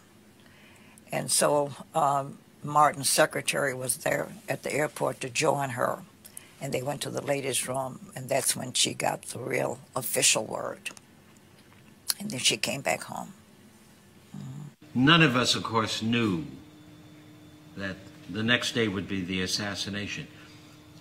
Martin King always talked about the fact that he would be shot down in the streets of the nation in the midst of this campaign. He started talking to us about that actually with the assassination of John F. Kennedy in November '63. Were it not for a promise you made to your wife, you probably would have been on that balcony. Well, who knows? Yeah. But y'all were meeting. Y'all have all those different. Well, as a family, we try to eat dinner together each night. So. And you told me, you said, I'll be home by 6. That's right. We agreed 6 o'clock dinner, and so I was on my way home. I was in the kitchen with Dorothy when we heard the news over a television set that Dr. King had been shot. At 6:01. Now I just left him, not too long before that. Again, folks, those are priceless reflections of individuals who worked with Dr. King, who were his lieutenants, who were there in Memphis when he was assassinated. Go to our panel here. Final thoughts, because after they finish, folks, we're going to play you the entire interview with Xernona Clayton. You do not want to miss this. You want to tell your friends, anyone else, they want to watch this. She told me things she had not shared in 50 years. And then when you hear her, wait to hear what she has to say about Richard Nixon when he came to pay respects to Coretta Scott King. And what Robert Kennedy did when he called. also what happened when she went shopping for a dress for Mrs. King for the funeral. And then when you hear her talk about climbing into this casket to apply makeup to Dr. King's face because the funeral home did a horrible job. Trust me, it's an interview you do not want to miss, and we're going to play that, roll that right in once we're done here. I'll go to our panel here. Joseph, I want to start with you. The reason, as far as I'm concerned, it's important for us to hear those voices, not just about April 4, '68, but also about all the other things that they worked with. Because I think we have to have a constant reminder. Jews say never forget. We have to have the exact same frame of mind. Never forget Jimmy Lee Solomon or Emmett Till. Never forget Fannie Lou Hamer, Septima Clark. Never forget A. Philip Randolph. And I can just go down the line, because that frames your state of mind today. It not only frames the state of mind today, it helps map the future, because we're looking in North Carolina, voter suppression, gerrymandered districts, all the stuff that we covered today. Past is prologue. If we don't remember the past, we also can't tell where we're going and what we need to do to get there. One other quick reflection that I have upon hearing all this stuff, and it goes to that point, is I was in Chicago back in December doing a story about the opioid crisis. A lot of people don't really know that the opioid crisis has been in the black community for generations. But the white community is getting a lot of the attention now because of the pills and because of unemployment, all the problems that are happening in urban America. The one thing that was so striking to me about going to Chicago and reporting this story was on the west side of Chicago, and you probably know this having run the Defender when your time was there, there are entire city blocks that have not been rebuilt since 1968. Yep. And it is a crying shame. It is unbelievable that in a city where rent prices are going through the roof, and every city in America can probably make this claim, every major city that was touched by the riots, entire blocks that have just been abandoned and the city decided not to rebuild them. That is a constant reminder to me that every single day this work is not completed. Because every time you drive past a vacant lot and see where a building once stood that was destroyed in the anger and frustration of the martyrdom of one of America's greatest champions of civil rights, it made me angry. And I still am angry to this day, even thinking about it. Julian. You know, it's the Sankofa bird. Go back and get it. Go back and get what you need to move forward. And I think that this reflection, Roland, that you put out there in terms of Xernona, Dr. Lawson, all these people, this is a history that people have forgotten, and we can't forget it. I live in gentrifying D.C. On my block, you used to have to look for the white folks. Now you got to look for the black folks. Same block. Because basically, conscious policies were instituted to run black people out of parts of D.C. Used to be Chocolate City, now it's Chocolate Chip. And they're going to blame it on the so-called uprising. It wasn't the uprising. It was conscious public policy. When we understand what Dr. King said about land use, about economic issues, and I have to always do my economist hat, but because this is economic, when we talk about what he said about economic issues, we have to understand that this is a game that is being played. We're on an unlevel playing field, and some of us okie-doke black people want to walk around singing Kumbaya and acting like everything is cool. Thank you, Roland, for this segment. Absolutely. Rick? Well, I would just say I'm grateful, and I think we all are, particularly the young people watching this and who will watch it, and the parents who are watching this. You know, this is on a digital platform. I mean, you can play it over and over again. As a man now in his early 50s who had the honor to spend some time with some of those elders, I'm always reminded, the Kikongo people have a word, lufuki. It almost means the essence. When you sit with an elder who was your age, I mean, you know, most of those folks were in their 40s. Jim Lawson would be considered an elder because he was in his 40s, but they're really in their 30s, and in Jesse's case, in his 20s. And for me now, thinking about the times I've sat with C.T. Vivian and talked about books because we're book collectors, or listening to Jesse Jackson pull all the facts in the world out of the thin air and weave a narrative nobody else could do. But to see Jim Lawson, I'm from Nashville. So to see him in his 90s sit with you, man, that is Lufuki. That is the way you move essence from life to life to life. Young people watch these videos and understand that these elders are going to make transition, but one day, if you're lucky, if we're lucky, we will reach their age. But because of their sacrifice, we have the right and the responsibility to take the next lap and win this victory. Folks, if you go to my YouTube channel, we actually have a section there called MLK 50. You can see the full interviews with Reverend Dr. James Lawson, with Clarence Jones, with Andrew Young, with Reverend Jesse Jackson Sr., with Reverend C.T. Vivian. What I purposely wanted to share with you over the next hour, the interview with Xernona Clayton. You'll hear that she, of course, joined the movement along with her husband. She worked with Coretta Scott King, and she traveled around the country singing, raising money for SCLC. But it was what she said, the things, because she also was the last person in Atlanta who worked with him to see Dr. King alive. She drove Dr. King to the airport to go fly to Memphis. And I want you to hear what she has to say about how he felt about the Poor People's Campaign, how he felt about when he returned from Memphis, what he was going to do, where he talked about a sabbatical. You'll hear what she had to say of how his kids had this feeling about him dying. They did not want him to leave. And you'll hear her describe how they said it and the way they said it that was totally different than what they had ever said before. You'll hear her talk about being with Coretta Scott King as she navigated those days after his assassination and how she dealt with the world coming to their Atlanta home. And so over the next hour, we're going to play that for you. I certainly want to thank Joseph, Greg, and Julianne for being here on this day, April 4th, 2019. Thank you, brother. And it was, and again, this is about us telling our story. I told you earlier, Dr. King's book is Where Do We Go From Here? Chaos or Community. Every person, but especially every black person, should have your own copy of this. Yes. And as you see, you can go through mine, and you're going to see, I think I used about 3 or 4 highlighters going through this book as much as possible. And I also mentioned Dorothy Cotton, who died last year. She was the only woman in the inner circle of Dr. King. She ran the Citizenship Education Program. If you joined SCLC and you wanted to work with him, you had to go through her training.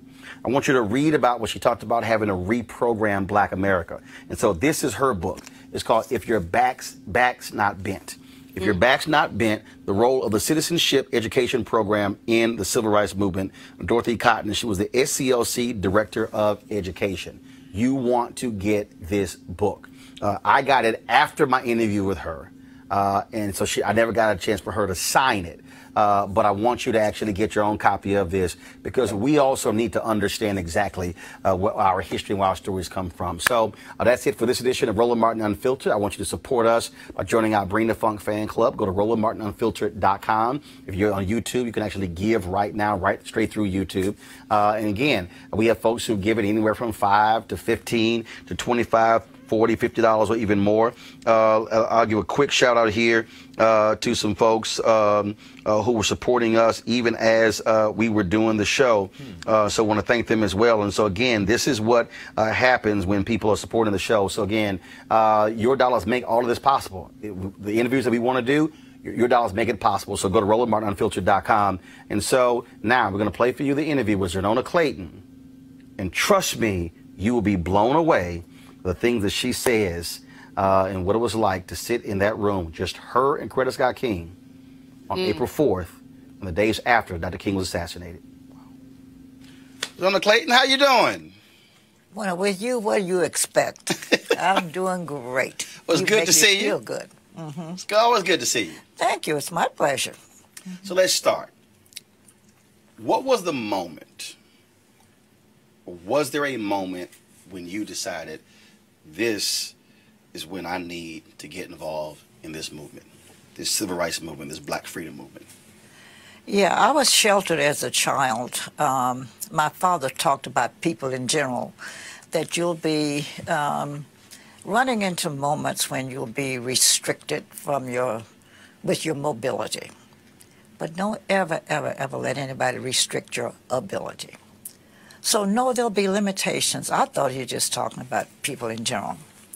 Went to college and Tennessee State. In Nashville, Tennessee State, yes. And things were going okay. But one night, 4 of us students went out. On the way back to the dorm, we said, let's get some hamburgers. and we stopped at a White Crystal. And I always will say that because I'll never eat another Crystal again. We walked in, we had money in our pockets. All we wanted was a hamburger. The guy was by himself. I don't know his owner, manager, whom, it didn't matter. But he said he had a big butcher knife. And he used the N-word, and I don't mind using it. I hope you don't object. He said, if you niggers don't get out of here, I'm going to cut your heads off. You know you don't belong in here, so get out. Well, of course we did, but the pain was inside of you. It still is today. Because he said two things that bothered me to this day is, you don't belong here. I've felt that piercing word many, many times, belonging. What prevents me from belonging? I realized after, I knew what was going on, put it all.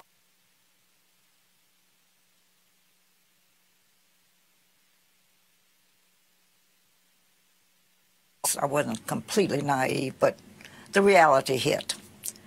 I knew that I was black in America, and there's nothing I could do to pretend like I wasn't.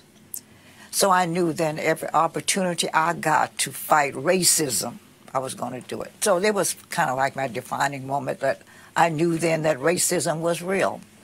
Now I heard about it, read about it, but when it hits you, you know it. So that was the beginning, I think. And the fact that you say it still pierces you, you still, interesting, when I interviewed Reverend C.T. Vivian, and he was recounting what he went through, and I could see it literally in his eyes. Or we're talking and smiling, laughing, all of a sudden his eyes begin to narrow. That here he was at 93, and he still felt it. Well, it's sort of like some things you don't, some people say when they had surgery, they remembered when they had the incision. You still feel it. I guess the pain of whether it's memory or whatever it is, maybe it's hard to describe, but it stays with you. But I've interviewed people like ball players who said that one guy was hired right after Jackie Robinson. And he said the owner of the team, the manager, would say, listen, guys, we're going out here to play ball, and we're going to win. It's not just you. It's the team. The team.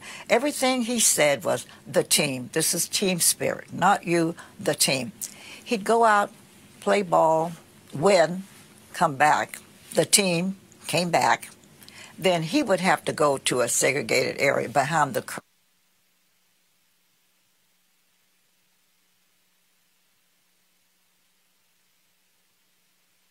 Lunch, because he said you always got to feel like I don't belong. I'm not worthy. Those two phrases, he said, haunted him. You don't belong. You're not worthy. And it looks like, Roland, that as African Americans, we're always trying to prove our worth. And it's happened to me 100 times. I don't have time to tell you all the times. But you hear white people say, you don't belong here. You know better. But why don't you belong? You hear it today. Today. You hear it today. I mean, even when you hear these conversations, when you look at the attacks on NFL players who are protesting and Colin Kaepernick, go back to where you came from. This is where I tell people, Jim Crow had kids and grandkids. Let's not act like all of a sudden the election of a black president, having a black governor in Virginia, Massachusetts, having black CEOs somehow just erased all of that. That's true. We just seem like that ugly head of racism keeps raising itself. And our political times today are not helping. I think we're in a climate now where it's okay to bring your hatred out. It started with Obama when he was president. I think they just resented the fact that he had made it. And now I think white racism has just said it's okay to do it because of the climate of our country. Well, one of the things that I've talked about is that we're operating in this period of what I call white minority resistance. Even though they're not in the minority, but they see where we are going. They see that by 2044, no one group will be the majority of the folks in this country. There's this fear. And that there's this fear of losing power, fear of losing money, fear of losing control. And you now see reports where 50% of whites think that there's rampant discrimination against white Americans, which is beyond laughable. When they say, well, millennials won't be the same, but when you look at the polling data, they hold some of the same feelings. What we're seeing is that there's a fear of no longer being able to run everything in America the way they desire. I think that's the prevailing mood with the reality. It's just no longer just a mood, it's reality. That we have proven a lot of our value, even when it's not acceptable and not accepted. It's proven that we can control, we can do, we can work, we can perform. And I remember getting a letter from a white mother in mid-America who said that she was taught, this was in a relationship to the Trumpet Awards. She had been watching the awards and saying that African Americans had been doing a lot to add to the richness of this great country. And she said it was that typical awakening for her that her mother and father both taught her that all black people were lazy. She said, didn't say some, a lot, all. She said all black men would rather stand in line to get a welfare check than to get a paycheck. That all black women would rather have a baby than have a job. So she grew up hating us. And it wasn't until she just kind of latched onto the viewing of the Trumpet Awards and saw the contributions we were making that her notion now was changing. She said we piqued her interest. And she started going to the libraries, trying to learn more, and found out that her parents had not told her the truth. That she now had 2 girls. One was 3 and one was 5. And she did not want them to grow up in the same ignorance she did, so sent us the tape for the Trumpet Awards. And that was what she was calling about. That notion is not widespread. I think there are people who still feel that way about African Americans. But the reality is the picture is a lot different from what people perceive us to be. We're doing things now, running and governing and performing and doing well. And it doesn't set well to those who want to believe otherwise. But the key thing you said there was, this was a woman who was in middle America. We call it flyover country. We saw after the election of Trump, all these people said, oh, we've got, these people are frustrated, they're losing opportunities, we've got to really understand them. And every time I would hear working class, that's who they would be talking about. And I kept saying on television, wait a minute, hold up. They ain't the only people working. Let's stop acting like they are. And the reality is, in a lot of these places, it's 90, 95, 98% white. They don't know any of us. They don't see us. And so they have these perceptions. They listen to conservative talk radio all day. They watch Fox News all day, which further amplifies that point of view. Of course. And then all of a sudden, you get a Trump. And then people begin to say, well, yeah, we got to listen to their fears. And I'm going, if y'all broke, I can show you some folks in the inner city broke. You think you got bad schools? I can show you some bad schools. But in many ways, they're voting against their own interest. And then somehow saying, well, it's our fault. Well, I think it's always easier to transfer the blame and the critiquing to the other group. It's easier that way because it takes it off from you. I think that I really wish Martin Luther King was still here today. His strong teachings of love and understanding, and he used to say all the time, we can live together. We can respect each other. And his notion always was that he didn't think that all white people hated us because they loved to hate. He said so many of them perhaps would not hate us if they knew who we were.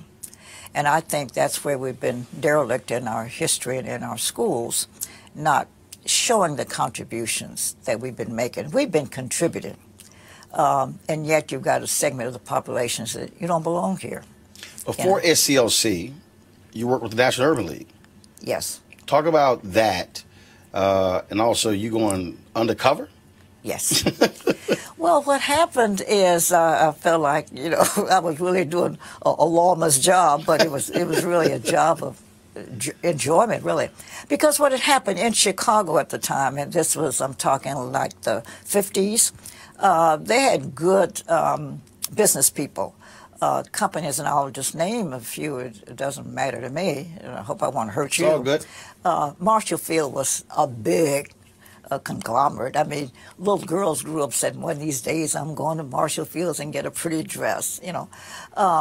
Marshall Fields was big, and Spiegel's was a mail order, and Montgomery Ward were mail order giants. And so they were good guys in terms of, like, contributing with the NAACP dinner. They'd buy tickets. But they wouldn't hire people.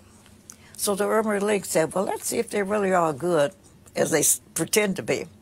And so what they started was a program to see when the want ads come out, like, did Marshall Fields have some openings? If so, then I would go, and we were always stationed in position about 5 minutes away from Marshall Fields' office. And we called and said, I see, because back in the 50s, if you could type pretty good, and you could speak English, you could get a job as a clerk typist. That was a good entry-level job. Right. So they had some clerk typist positions. So Urban League said, okay, call. I'd call and say, is that job open? Oh, yes. Very nicely on the phone. Okay, I'm going to come and apply. Hang the phone up. Less than 5 minutes, I'm there. And then, oh, gee, we just filled it. You know, you filled it in 5 minutes. You know? So I document the responses, and that's where we'd go to the major giants and kind of broke up that whole facade of we're good guys, but maybe not as good as we ought to be.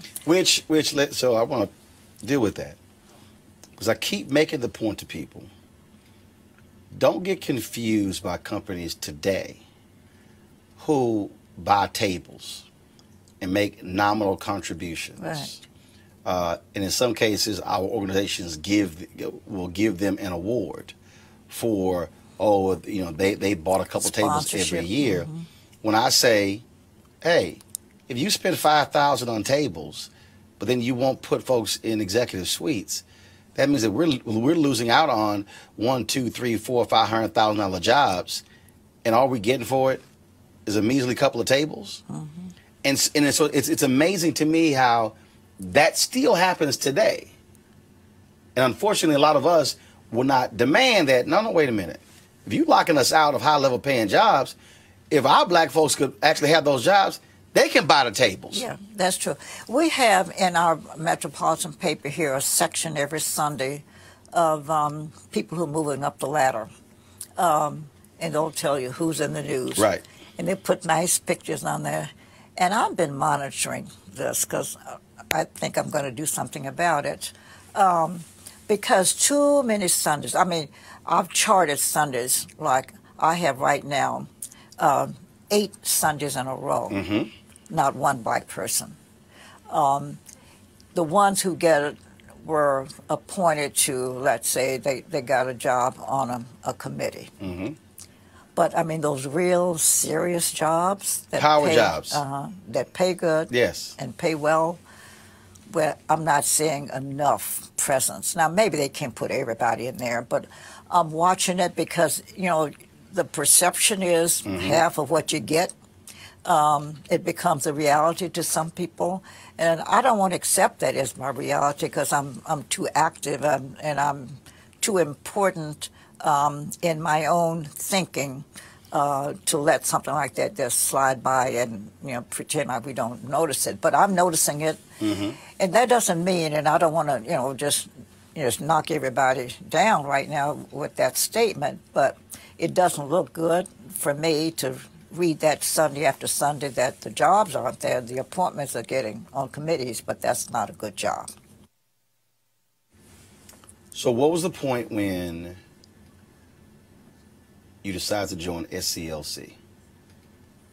Well, I was married at the time to Ed Clayton, who was the editor of Jet Magazine, and he had a great reputation of getting the job done. He was good at writing and everything.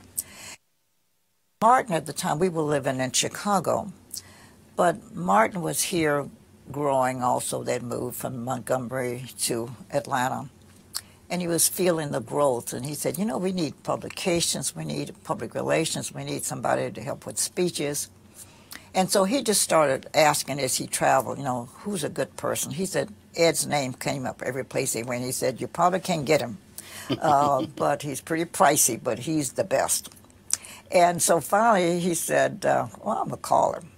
Well, Martin called. I had met Martin before this, but he was just, you know, a minister. He wasn't moving in the direction he ended up going. But he called Ed and asked him, would he come down and give a look and see? And he said, but you don't have any money? He said, no, we don't have any money. Oh, you got the wrong guy. He said, and so you probably was saying the same thing, like, yeah, we're not working for free. Right, yeah, right. And so he, fortunately, my husband made a good salary because Mr. Johnson, who owned Ebony and Jet and so forth, you know, believed in paying decent salaries. He didn't want his people to run to New York Times and looking for better pay. So he paid good pay, good wages, and so we were living pretty comfortably. So he asked Ed to come, and he finally talked him into coming. So he came to Atlanta to see what they're doing. And he came back home and said, you know, they're pretty serious down there. So those guys are committed to trying to make change, and he was impressed to the point that he said he'd give him a month. And so he came down here for a month, and then Martin wouldn't let him go. And in the meantime, Coretta wanted to do concerts to raise money for SCLC, but she couldn't get off the ground. And Ed said, I'll help you do that. And my wife is really good. She'll help you also. So he programmed. And you're like, oh, so you just volunteered me. So, yeah, I was going to say, now he put me in the mix. And so the story goes now, so I ended up traveling with Coretta, and then Ed was, you know, here. And we stayed on one tour. Our first tour, as a matter of fact, was 11 days and nights. And she said that's enough to convince her that a woman can sleep together, eat together, and get along comfortably for 11 days. It must be okay. So she kind of liked me, and Martin is liking Ed, and they put the pinch to us to move to Atlanta. But I tell people all the time, Martin really wasn't all that truthful, because he said, if you'll just move, I'll get you a new house, a car, a housekeeper, a dog. And he promised me everything. He gave me none of it. So I said, Martin Luther King's a shyster, you know.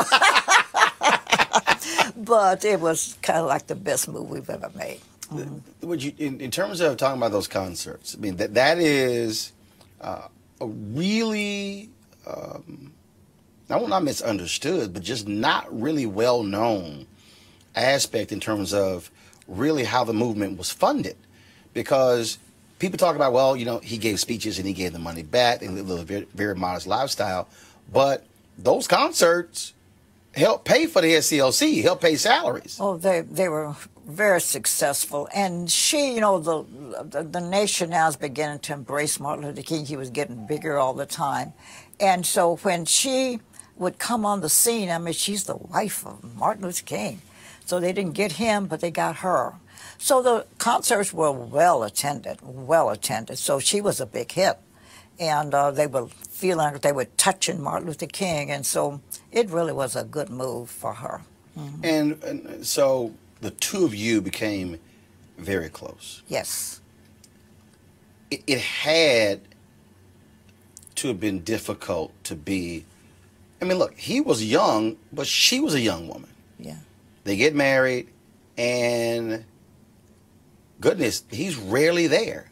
I mean, the books that I've read, I tell people all the time, and when you start looking at 18, 20, 22, 24, 26 days out of the month, you're seeing your spouse 2, 3, if you're lucky, 4 days in a month.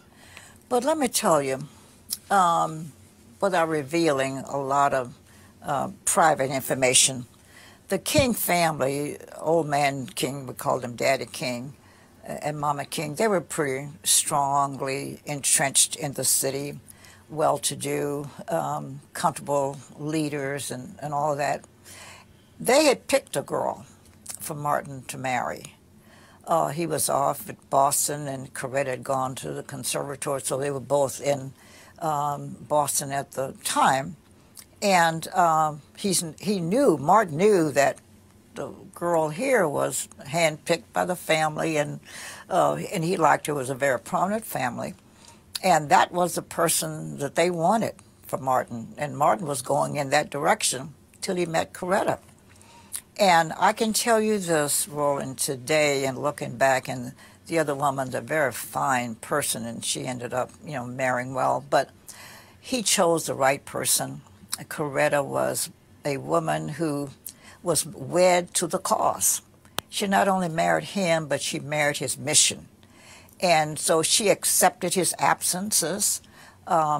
She was so organized. Like when we were on the road, she'd call back home to her housekeeping staff and say, Dexter has reading lessons at 2, and Bernice has to go here, and Yolanda has to go there. Be sure they keep their appointments and somebody get them there. She was running the house from afar. Now, Dr. King didn't like for her to travel that much, and she didn't travel as much as she wanted to, but he said one of us has to stay home with these children. So he was very strongly committed to somebody being there. But she didn't stay away long, and she would plan her absences more when she knew he was going to be home. But it worked out very well, but she was committed to that cause. His cause became hers, and she kept it to her end, his end and her end. You talk about being married to the movement. When I was talking to Merle Evers Williams, she at Dick Gregory's funeral, she said the public really doesn't know this just really unique relationship that existed between her, Coretta Scott King, and Betty Shabazz. And she was just talking, and she was just saying, folks have no idea. We would get a call and be like, look, I'm sick of this. I'm leaving him. She said, we've been on the phone going, no, you're not. Just go ahead, just blow your steam off. And she was just saying how it was just that the three of them shared something that other people had no idea about. And then when you begin to talk about the other folks in the movement, whether it was Andrew Young, whether it was Hosea Williams, whether it was, you go down the line, the spouses literally were in this thing together. It became their lives. Exactly. It wasn't just a job. And they all wore it so well. I knew them all. And they wore the mantle of leadership in the absence of their husbands so well. And I have nothing but admiration and respect for all of them, because they all had families, 3 and 4 children to the family. And they carried on extraordinarily well. When you were working there and you're in the middle of this, did you ever say, we really are changing the world? Or was it just, we're just going through it day by day? Oh, no, you knew you were making change. I remember, and you told me how you just interviewed Reverend C.T. Vivian. I remember so well how he was on the steps of the courthouse, he and some other people, pleading to come in just to register to vote, just to register to vote. And he was beaten severely in the blood, and I see that footage sometimes. I said we ought to play it every election. The blood running down his face, just trying to register. And then we fast forward, and we get a voting rights bill, the right to vote. Now, what bothers me in all of that is that, you know, I still hear people say, it looks like rain. I heard it may rain, so I may not go. Oh. And so I I'm telling you, I just shiver in my boots. And this year just really blew my whole mind. I had no idea that this year, I thought we were doing better each year when I found out that this election, this last major national election, that we had one of the lowest turnouts we've had in many of them. In 20 years. Black turnout. I couldn't believe it. Lowest in 2 decades. I couldn't believe it. I don't know how anybody could stay in bed on election day. But I said, if they see the footage of Reverend C.T. Vivian and the people who helped get us to this point now where you can go. So it didn't matter whether it rained or not. You didn't have no place to go, so you didn't have to get up. And now you can't even get up now because you can. It bothers me greatly. People don't vote. But the changes were so apparent. You know, I felt every change. I felt proud of it and a little bit of the ownership of it. Mm-hmm. Thinking back, just the different touch points, the different on the timeline. Which one of those moments really jumps out at you? Was it a bill? Was it a march? Was it a speech? Was it a death? Was it where you think back and you go, man, I was a part of that? No, there was not one. I go back to each moment and relive it. While the description of the moment would vary, the pain, the suffering, the pride, the joy, the angst, all of those moods are the same. I remember going to Jackson, Mississippi, just for a convention, and one of my many jobs was to pick up those special guests who were coming in. And I went to the airport, and there was Mrs. Parks, who didn't have anybody to pick her up because, you know, these were chauvinistic days also, so women were second. And I said, oh, Mrs. Parks, I didn't have, you know, any information to pick her up. I didn't know she's on that flight. And I said, listen, I have to pick you up, so you just wait right here. I'm coming to pick somebody else up. So while we were waiting, she said, you know, I didn't bring the right clothing.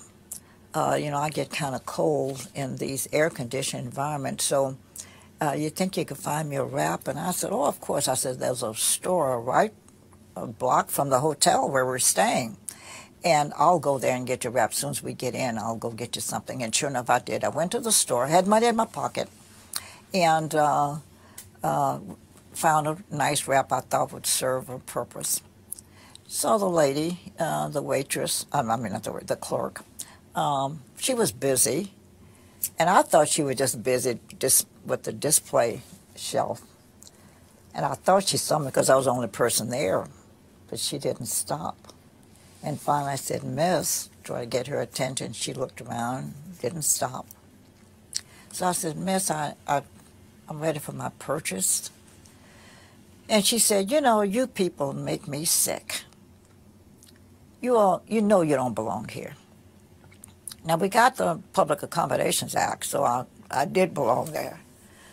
But she said, you know, you people, and that's another thing that gets you people. I said, Miss, I have money to pay for this item, and I'd like to pay for it. Exasperation just took over. Oh, you people just make me sick. Well, I could have dealt with that. You know, I could have argued with it and fought with it. But I went there to buy something, had the money, paid for it, and walked out. And on the way back, here I hear again, you don't belong here, you know. I found every step of the way I was running into that. And I just said, you know, when the law comes, has it really made a difference? No, because the law doesn't change every person's attitude. It just now gives you the right to belong there. So I was in the right place because I belong there. But I haven't changed her heart. And Dr. King said so effectively, until and unless you change a man's heart, you may never change his behavior. So we got to change their hearts in order to change their behavior. So we hadn't gotten to her then. But I knew then that that law was going to make it okay for me to belong there. I might not be treated right, but I belong there. Was there any point for you where you were scared, this is over for me? Not really. Because I was looking for a home. Mahalia Jackson, who was very famous, gospel singer, well known, wanted to buy another house she owned. She wasn't moving, she just wanted another house. Saw this house, and so she told me in my movements would I look for something for her. Well, I was in California, just a house that I knew she would like, and had a sign out front for sale. And I just went up and rang the doorbell and asked the man the silly question, like, is the house for sale? Because he said, can you read? But it was kind of an odd everything, because, yes, I could read, and it did say for sale, and he said it wasn't sale, he had just sold it, you know. Well, I said, well, why don't you move the sign? Well, now you're going to have an argument, and then you've got a fight on your hands. You keep going every day. It's not over yet, Roland. Even today we got the laws, and I was there when a lot of them were passed. I've seen them and worked through it and fought through it and helped ownership of some of the legislation. But we haven't changed everybody's heart yet, so I still run into it. And so there's not a moment when... You saw up close the personal toll it took. It was a lot for civil rights leaders to have to carry. How did they deal with just all of that? Laughter, music, camaraderie. Was it, even in those cases, still that private pain when you read books and you hear them talk about Dr. King and depression? I just finished reading Nick Cott's book on Judgment Days, and he wrote about him and LBJ, these two iconic figures, and what they personally battled. I've talked to others, and they talked about, for many of them, there were lonely moments as well. These are folks who were in their 20s, who were changing the world. That's a lot to bear. Well, but you know, I was very close to Dr. King. I used to hear he just loved President Johnson. They had a nice love affair up to a certain point. But Martin, and I can call him that, you know, I know this is a public program, but I feel a kinship to him because we had a close relationship. But he was a composite of all that. He had some moments that were lonely. Every week on a Tuesday morning, he took time off. He had a location that was secret, and he would go there and just get in his pajamas and stay all day and commune with nature and commiserate about, you know, what he's planning to do, would like to do.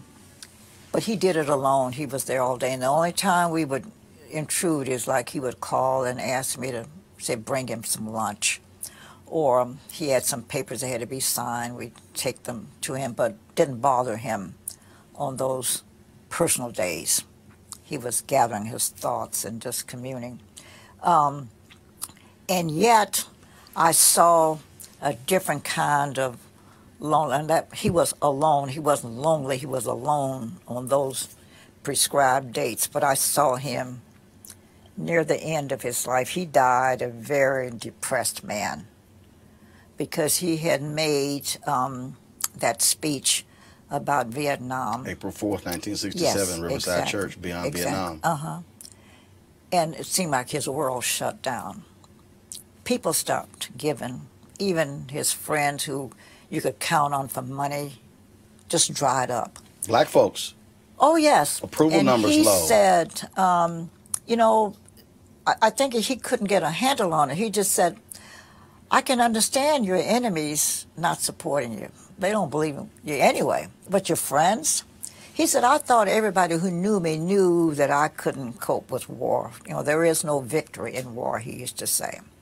And when he saw those children on the TV in Vietnam, he said, now I've got to speak. You know, children being bombed with that napalm stuff. He said, I've got to do something. And he then spoke out and lost everybody.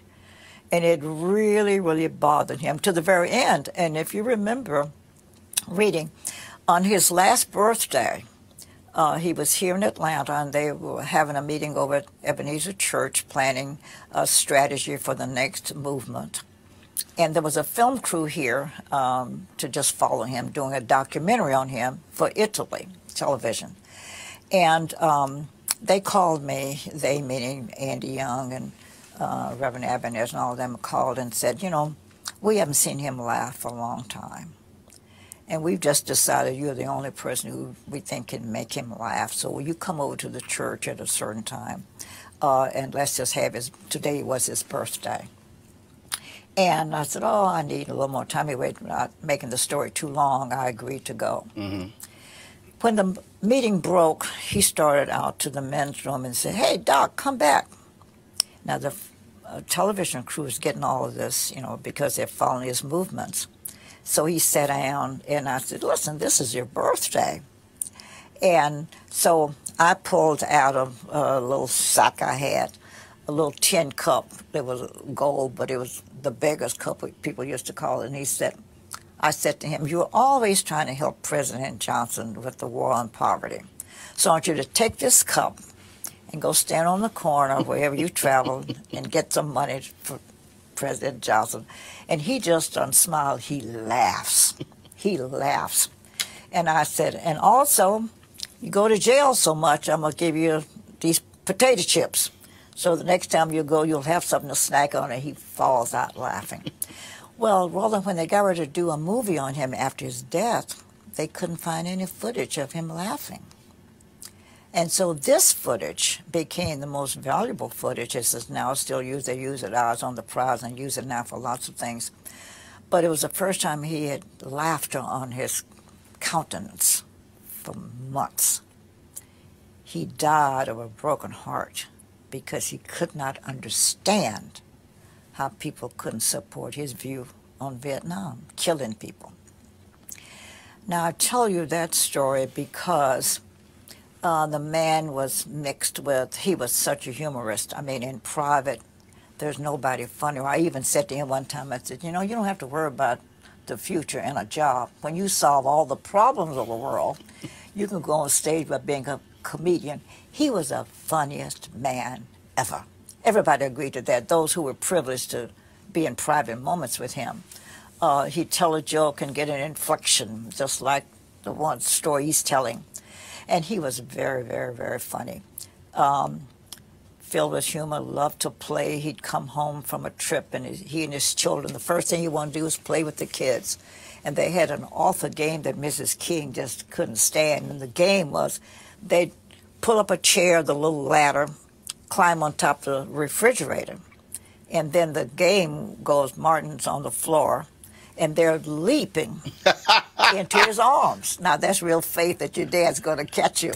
And they had a kiss spot. You know, with 4 children, everybody had a spot. And he would catch the kid and then kiss him, and always he'd kiss the wrong spot. Daddy, no, Daddy, that's the wrong spot. Oh, and then they'd have a fight over the wrong spot. And they would just fill the kitchen with laughter. Mrs. King didn't like her. She figured they were going to kill themselves. But I saw in that picture faith in their father, faith that they could leap down and he would catch them. Having the father in the house, playing the game, getting the kiss spots. That was more pleasure for him than it was for them. It was pleasure for all. So to see him in the years that he lived, filled with the laughter, and then see him go out of the world with the sadness bothers me. You mentioned that last year. Again, I've watched numerous documentaries, read numerous books. And I tell people, I don't care what anyone tells me. There is no coincidence that he dies on April 4th, 1968. A year to the day. There was something. After giving that speech. He was troubled for a few years over Vietnam. Diane Nash, James Bevel, and others were pushing him on it. Did he ever talk with you, or when you listen to the debates back and forth, as he struggled with that issue? Because he had to have known the moment he took that stance. He's opposing LBJ. He's opposing, I mean, he's laying it all on the line once he says, enough is enough with this war. Well, I had a chance to be around him, kind of know his thinking.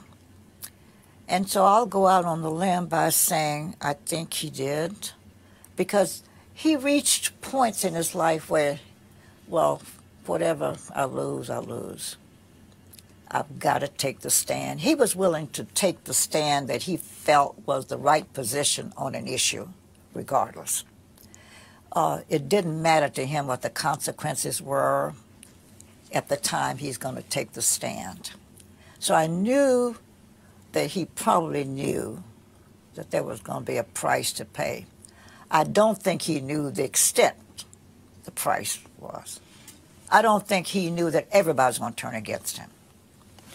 And he takes this stance, and his wife has no choice but to go along with it. And his decision has a direct impact on her and their children. Oh, yeah. Because he put it all on the line. Well, but he told her, and see, I drove him to the airport to go to Memphis, but he said to me that he felt like the country was at a point now where it was not ready for change.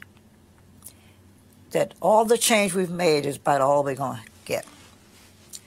And so when he comes back from Memphis, he said, when I come back from this trip, Corette and I are going to take a year off to go to India again. We got to retool. That wasn't his language. But he said, we've got to start again. Now, what was the problem with that is that SCLC was already in the planning stages for the Poor People's Campaign. Poor People's Campaign. His idea. Mm-hmm. But he told me he wasn't going to go. He was going to abandon the idea. He was leaving when he came back. He was going to India. Now, there are those who differ. I don't say that a lot. As a matter of fact, I'm taking a stand now to tell you this on television, because I didn't express that to everybody because I saw it wasn't well received. But that's the truth. And so I'm telling you now the truth. The planners of the march didn't want to hear it because there was, you know, you got to have some movement after he's no longer here. You got to have some action-filled programmatic thrust. Otherwise, you're going to die.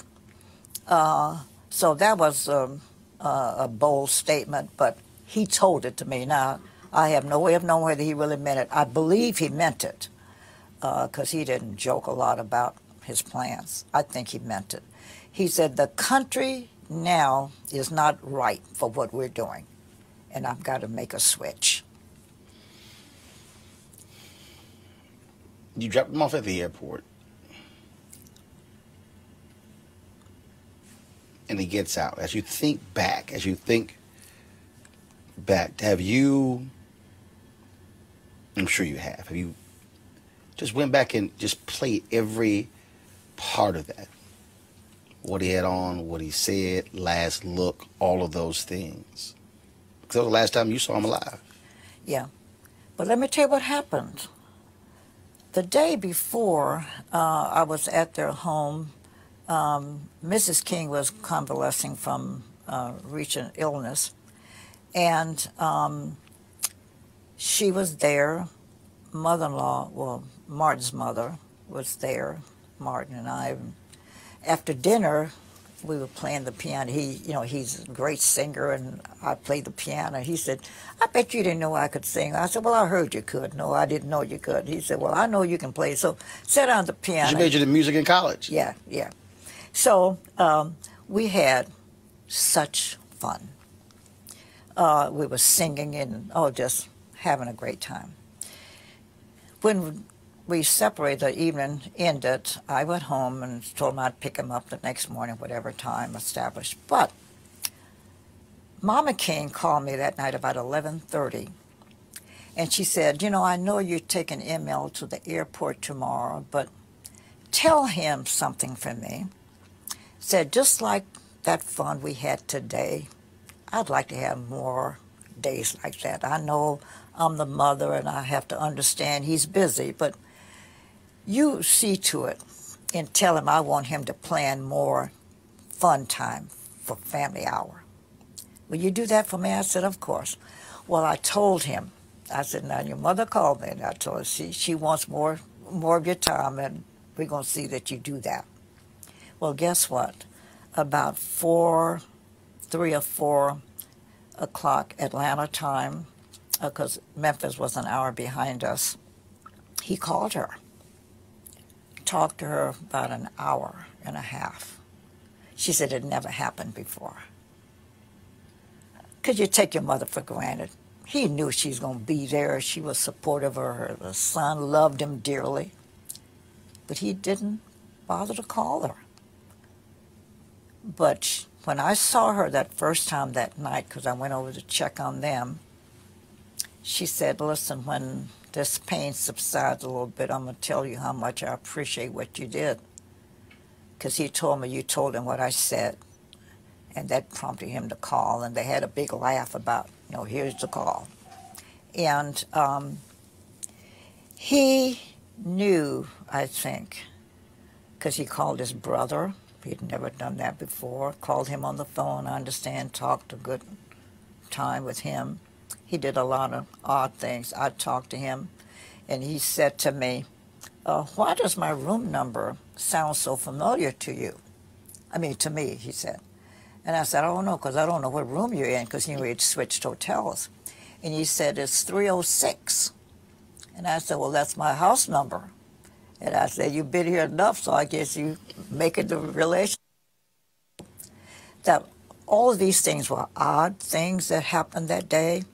April 4th. Uh-huh. It was early in the day. He called me. And then he called his mother, called his brother, and Andy said they were playing pillow throwing, whatever. After he came back from court. Yeah. Came in and they played a pillow fight. Yeah. And so he did a lot of things that day that were unusual, I understand. I wasn't there, I was here. But he did a lot of unusual things, Oh, I tell you something else that was most unusual. Coretta's favorite gift is red roses. And every birthday, her birthday's in April. April 27th is her birthday. Now, he left on, was March, I guess, when he left Atlanta. Mm-hmm. He bought her some artificial flowers and left them in the library of the house. And he told her to go get the flowers. And, no, he told the housekeeper to tell her, when he leaves, go get those flowers out of the library. She was angry. He said, did you get those roses? So she said, yes, but I'm mad about it. She said, why? He said, because they're artificial. And guess what he said to her? I didn't know whether I would be here on your birthday or not, but I wanted your roses to be here. Now, he died. That was April 4th. Well, that was April 3rd when he talked to her. Her birthday is April 27th. Mm. He said, I don't know whether I would be there in person for your birthday, but here are your red roses. She kept those roses a long time. Mm-hmm. 6:01 p.m., April 4th. Shots ring out. How do you find out? I was having dinner with the Grand Dragon of the Ku Klux Klan.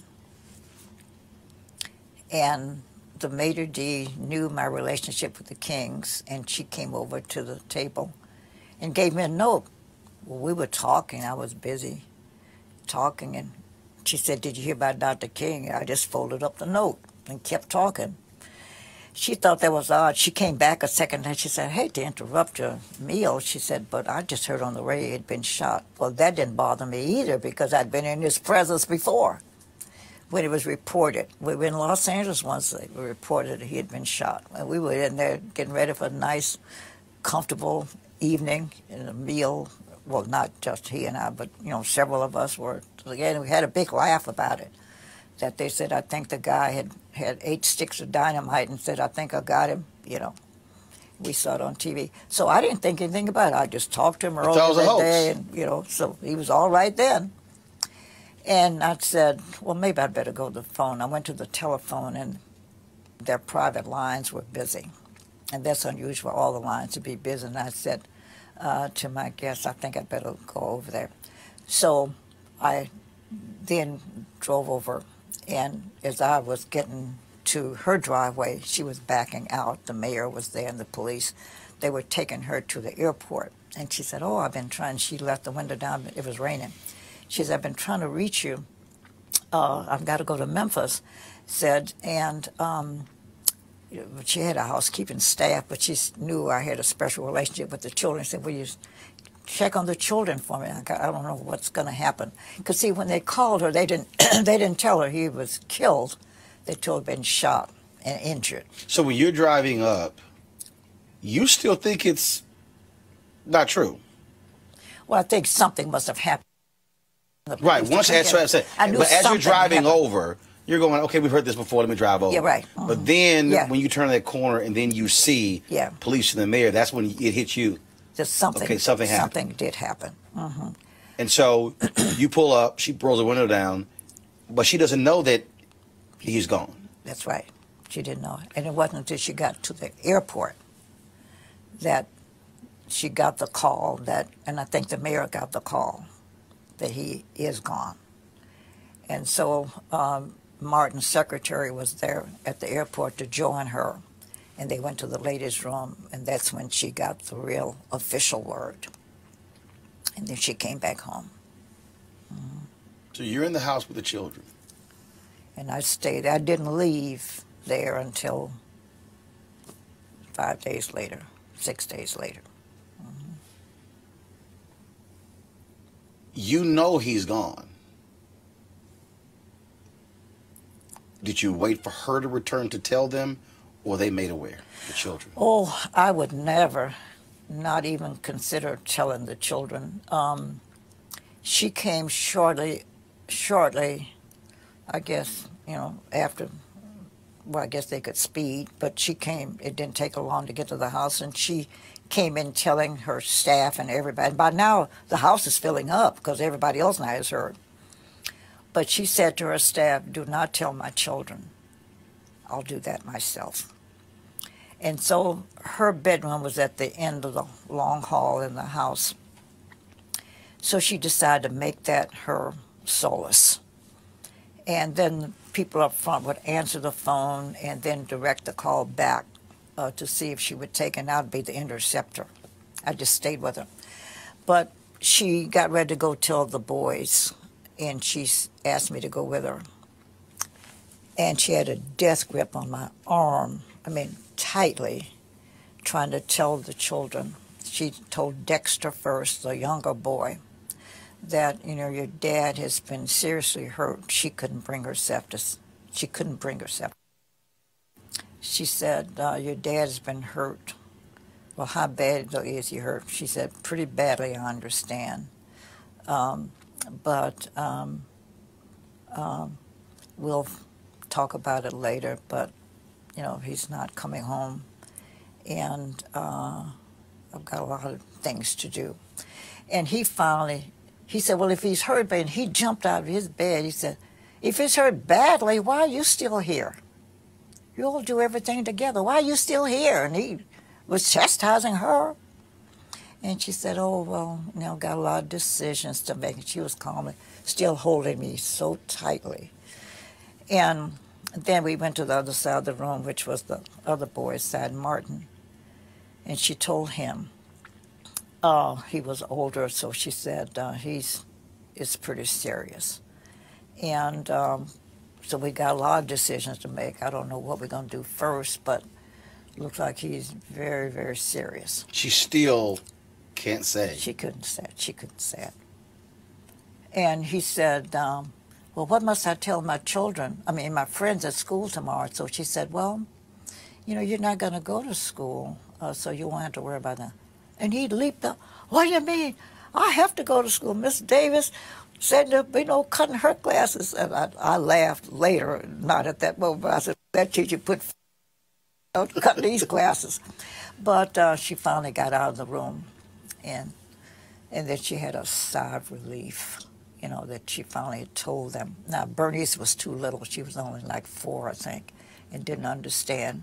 But Yolanda came in, and she sat on her mother's bed right beside her, and they embraced, crying, like, we're big girls. We're not going to cry.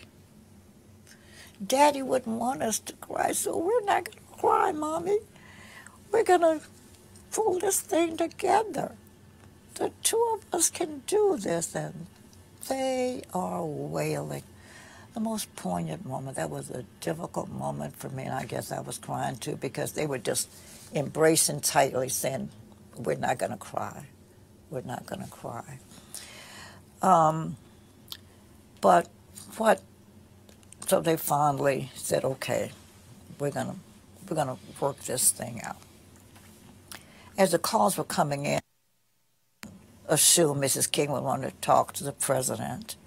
And so, you know his voice, so I would take the call and said, okay, Mrs. King, this is President Johnson. But what was interesting, everybody had the same message. And it's the same one maybe you and I make, like someone dies, she said, if I can do anything, let me know. And meeting it, you know, anything you need me to do, let me know. If there's anything I can do. Mm-hmm. Everybody had the same message except one call. Kennedy, Robert Kennedy. His call was the one that was different. He said, Mrs. King, it's obvious. Now, when he called, it was, now see, in Atlanta it was about 5 or 6-ish, and people started calling. And so up until now, it's almost 10. Mr. Kennedy said, it's obvious, Mrs. King, that you need more telephone lines because I've been trying to get you ever since the news broke. But Mr., and I'll make up a name because I don't remember the name, but Mr. John Jones is en route to Atlanta now to install 9 telephone lines for you. He'll be there at 12:30 tonight. He's en route now. I also heard on the TV that you'd perhaps want to go pick your husband up in Memphis. So we've dispatched a plane. It's already there in Atlanta. The pilot's name is Sam Smith. Tailgate number 12345, telephone number 822. So whenever you want to go, all you have to do is make this call. He will take you, and he's in readiness whenever you want to go to Memphis. Also, who's your point person? And she told I was going to be her lead spokesperson. And he said, Xernona, call every hotel in the city of Atlanta, talk to the management, and put a clamp on all the rooms in the hotel, in the city, that people will be coming to this room who are heads of states, and we got to be sure we have the right allocation of space. And my team will be there tomorrow morning, and we're going to set up an office at 123 Maple Street, and we will help govern things. He just jump, lay everything out. And we followed his rules. Because he had been through it. Mm-hmm. He said, we know how, we've got experience in this. We know what we're doing. And he was right. And I was there when Jacqueline Kennedy came, which was the expected moment. Two things happened. I don't know, you got time for me to tell all this? Before I tell you about Mrs. Kennedy, I'm going to tell you about Nixon. He wasn't president at that point. He was the Republican candidate. Yeah, the candidate, Republican. He called our newspaper publisher and said, I know Dr. King's feelings on me, but do you think you could help arrange for me to come visit Mrs. King? My wife and I want to come make a call on her. And he said, no, I can't do it, but I've got a very good friend who's at her house, and he was talking about me, and she will tell me whether you can or not, so let me get in touch with her, and then I'll call you back. So he called me, and I said, I don't know, I have to run it by her. Well, when I told her that, in the house there were people who said, oh, no, you know, Dr. King wouldn't want to see him, and so they talked to her, saying, no, why don't you say no? Well, I had her last ear, so I said, Mrs. King, this is not a time for politics. Why don't you let him come, but let's lay some ground rules. No entourages, no press, no nothing. Just come. If he's making a personal call, then he personally can call on her. So she bought my advice and agreed. Called Mr. McGill and told him and said we wanted him to come unannounced. And sure enough, he came. But guess what happened? He came up, and we knew what time. They told us all the way. He's at the airport now. He's on his way. So we knew when to expect him. And when he came here, I went to the door, the front of the house. He came in a beige, I don't know cars, but like also a Chevrolet, something like that. It wasn't a fancy, I don't want to offend anybody, but it was a small car. And I ushered him in. Well, he was by himself, but he said, you know, Mrs. Nixon was coming, but he said they got a call that one of the girls got sick and she had to rush to New York. He said, so he sat by her bed, that's where she received her gift. She said, on her bed, we had a chair, and he sat there face to face and told him he knew how Dr. King felt. He said, but this is not a political call. My wife and I were coming, and he went on to tell why she knew. He said, I have brought with me a check, a personal check, that we are feeling the grief, and because we are Americans, we have to take some responsibility for this. So as our personal expression of sympathy, we want to educate all 4 of your children. And this check that we have here will cover their expenses wherever they go. There's enough money to educate all 4 children. Nobody knows that story because I haven't told it but a few times. Then we were told that Mrs. Kennedy was coming, and then the day she was due, she said she couldn't make it. Then we got another call. She said now she does want to come. She said, I don't have the strength to make it. Because she had to release, she knew the pain of Coretta Scott King. You're getting my script ahead of me, because what happened is she finally came. And as I said, you know, describing, you can get the picture of the house. The front door was up there. Coretta's bedroom was at the end of the hall. When she came, they told me she was here, so I went to greet her to bring her back.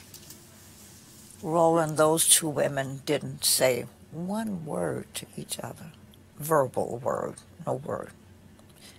Neither said hello. They didn't say anything. They embraced. That seemed like 20 minutes. Of course, it wasn't that long. But they embraced without a spoken word for an endless period of time. But you don't have to be smart to read their lips and their heart.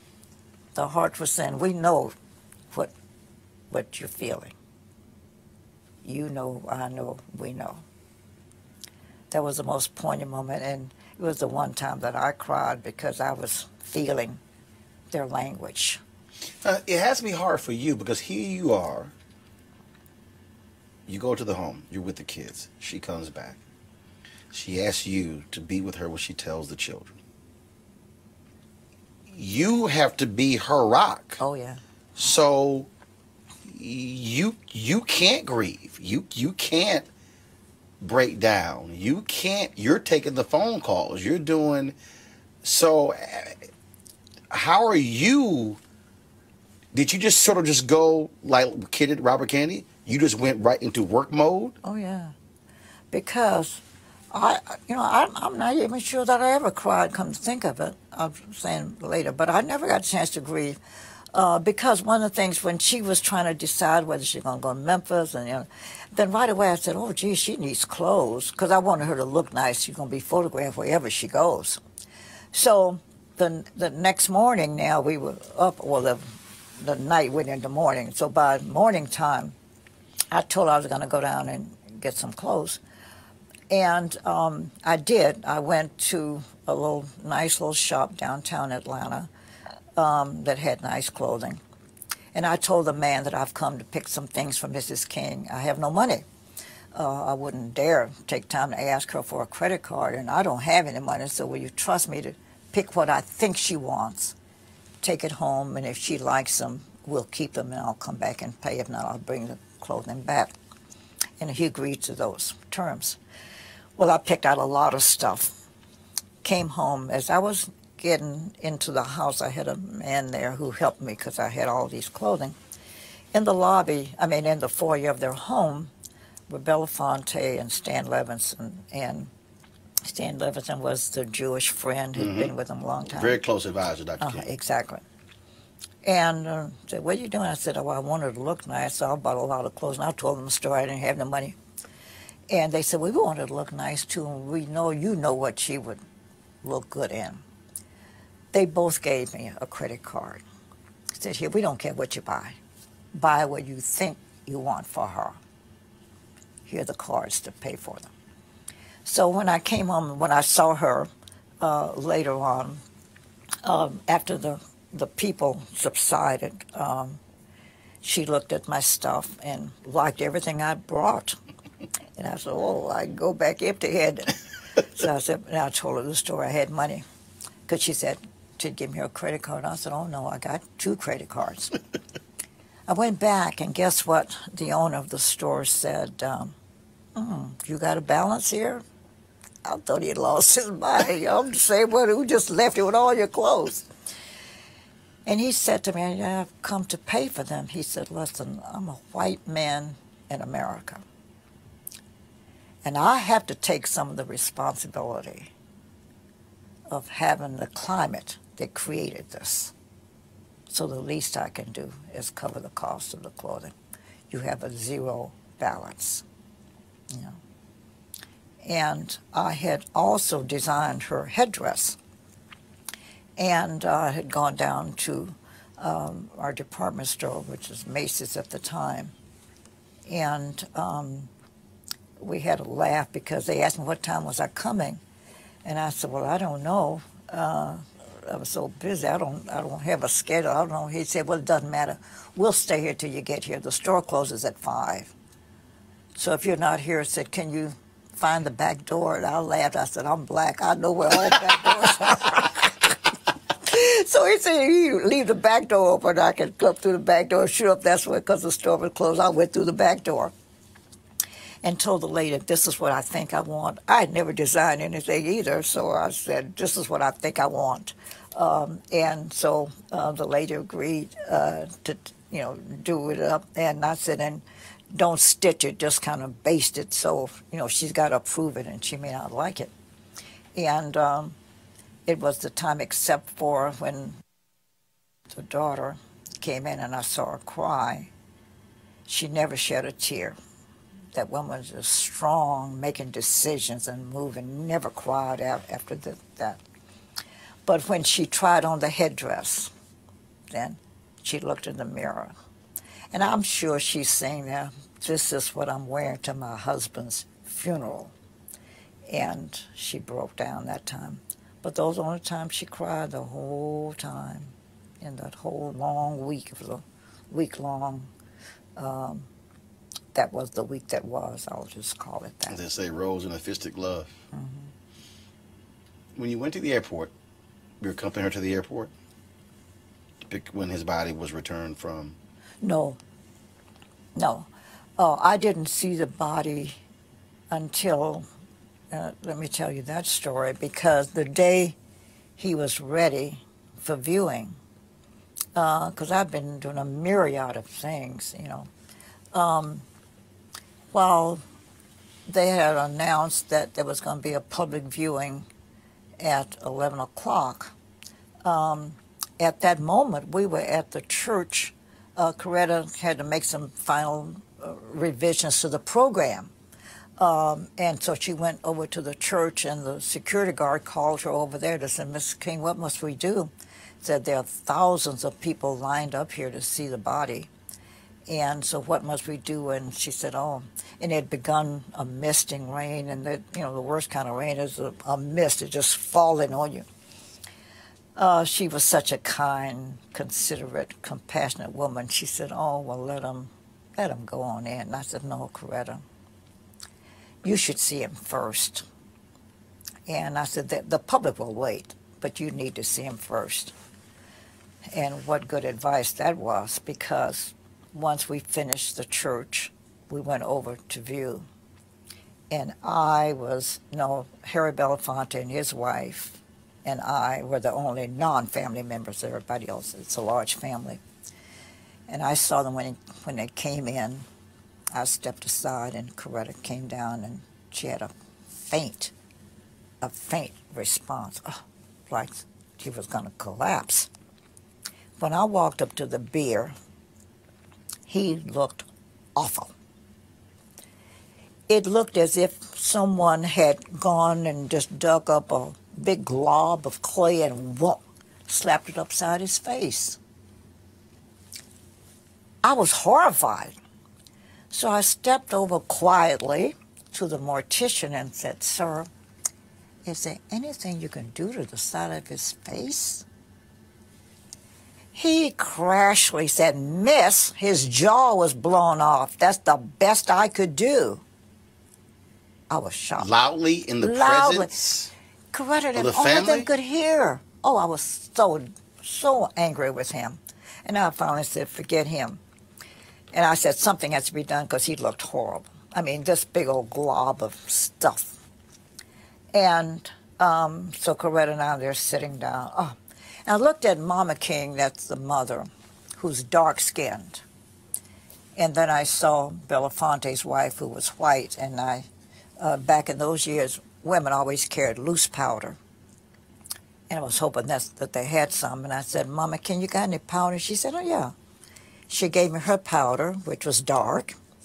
Julie, do you have some? And she said, yes. Hers was white. So I took the two and stood over the casket, looking at Martin's face and making myself a little roux of a mixture. Belafonte came over, took his handkerchief, and put it around Martin's neck. And so I'm dabbing to see what I've got here, trying to match the other side of his face to get a balance to it. And I finally got it. And Coretta smiled. And so I'm brushing the excess off of Martin's face. And Belafonte and I never knew what happened to the handkerchief. It was his handkerchief he had taken out of his pocket. And the excess, we folded it up. But he was to stay there till midnight, and then we were moving him to the church for another viewing at 3 a.m. And so I did it again, because the body oxidizes with air. And so I went and did it again. So I did it 3 times before the actual funeral. How did you maintain that level of composure in those days after? Well, I saw a need, and I filled it.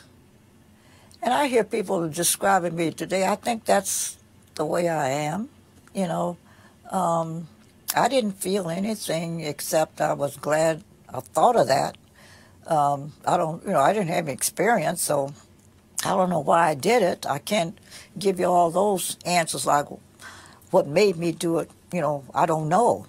That's the only thing I could think. I knew I needed to do something. I couldn't have this. Martin is somebody we loved and we wanted him to look good. And incidentally, morticians from around the country, the National Association called me. The president of the National, Bob Miller from Chicago, very famous, said to me, we are ready to come to Atlanta. All of us, if need be. We want him to look good. We want to come and process him. Can you get permission for us to come in? And, of course, I couldn't get permission because Daddy King was very loyal. This mortician had been a member of the church, and he didn't want him to deny him that opportunity. And I was sorry because the people who had real experience would have done a better job even than what I did. Mine was a makeshift stuff. They would have done him better from the beginning, you know. And I remember that. But I didn't give it any thought. I didn't know what I was doing. There was no prerequisite for this. There was no book that tells you to do that, no recipe. I just did it, and it worked. Were you with her when Lerone Bennett came in and said, Mrs. King, they're not going to let Ebony and Jet into the pool photography area to shoot the funeral? And according to him, she said, send word. If Ebony is not allowed, no one will be allowed. That's right. Yes, I was. When you describe that, just because now we know without that, Monetta Sleet does not shoot that photo. That's right. And does not become the first African American to ever win a Pulitzer Prize. That's right. Well, but you know what? It was not unusual. I've been with Coretta in so many circumstances. That was just Coretta. That didn't even seem like it was a difficult decision. You know, we who are black believed in Johnson Publishing, Ebony and Jet, all that it represented. So I had something similar, you know, with the trumpet wars. They're going to monitor the press. The black press couldn't come in. Oh, just no way could that happen. You just knew that would not happen. So it was easy for her to say, no way. Oh, yeah, they're coming in here. And so, but to know her, that was not atypical either. You know, she would just make sure, and her senses were always sharp, always sharp. That funeral did not dull her senses. She knew everything that was going on. She described for you everybody was there. She could tell you everybody that came to that house. She could tell you everything.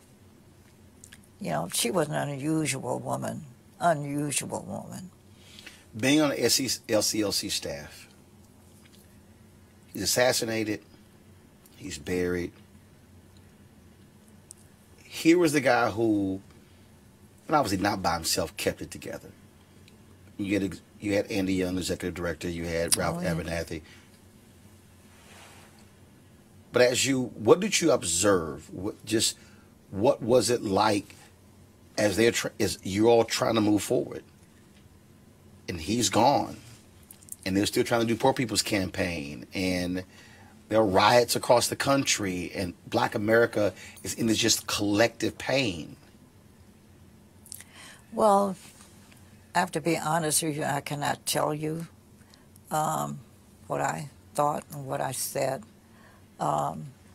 It would be crassless of me to do that, so I won't say. But those of us who were supporters and involved members of the community and those who cared about our future knew we were going to have some difficult days now without him. Because one of the things I even tell young people today, that Martin Luther King didn't do anything without a plan. Nothing. He had 5 men who he considered his battery of advisors. And he'd call them in to say, Who are those 5? Oh, I don't want to. Okay. I've read enough to know Four of them. But here's the thing. It's written someplace, so yeah. I guess I could, but I don't want to. He would call them in. And these were people who didn't tell him what he liked to hear. What do you think? They'll say, this is what I think. And if you disagree with him, that just so be it. But that's why he picked them, because they would tell him what they thought he ought to do. And that's what he appreciated about them. But he would tell them at the end of every meeting, gentlemen, appreciate your time. But I'm going to mull over everything you've said, call all the thoughts. Then I will make a decision. May not be what you recommended, but I will make a decision. And I will stand by my decision, good, bad, or indifferent. That's what Martin was. If it failed, say, well, I made the wrong decision. But that man let you know all the time, I'm going to lead with a plan, and I got to pray about it, think about it, and then act on it. And so throughout his career, so when now I've got to put into context what he said to me at going to the airport. I'm not going. I don't feel that the country, because he felt that that Memphis thing was set up. He'd never had violence on the march. Right. So he said, this timing is not right. So knowing how he viewed the plan before the action, I knew then he thought about this, probably prayed that night over it. I don't know what he did and what all he went through, but when he tells you something, you can put your bottom dollar on it, because you can bet that Dr. King is making the right decision. The only thing that we can say he tripped up on is he misjudged Chicago. Mm-hmm. But he was advised not to go to Chicago, and he didn't follow the advice. Yeah, but the Chicago Negro was very particular. Yeah, right. So he went there, and Daly said, this is my town. You're not coming in here. And people had told him, my husband told him. He said, no, that's town. He ain't going to let nothing, you're not going to tear up Chicago. And so he realized now, and I think I've seen where he laughs about that Chicago was tough. It was tougher than Alabama and Mississippi and every place else. Well, he actually was quoted as saying, and the reason I quoted because when I moved to Chicago to run the Chicago Defender, even though this was 2004, he goes to Chicago in 1966.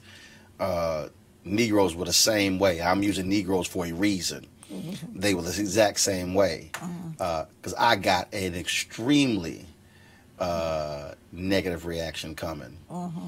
Then again, I also was a little bit more crazier when I said, well, clearly y'all know what the hell y'all was doing. That's why I'm here. Mm-hmm. But yeah, and because that was a quote where he said, if we could change the Chicago Negro, mm-hmm. he said, we could change every Negro in America if we could change the Chicago Negro. And he would laugh. Some of his best laughter was over them Negroes in Chicago. So, you know, so he didn't do, that was the only time when he really kind of messed up his movement there.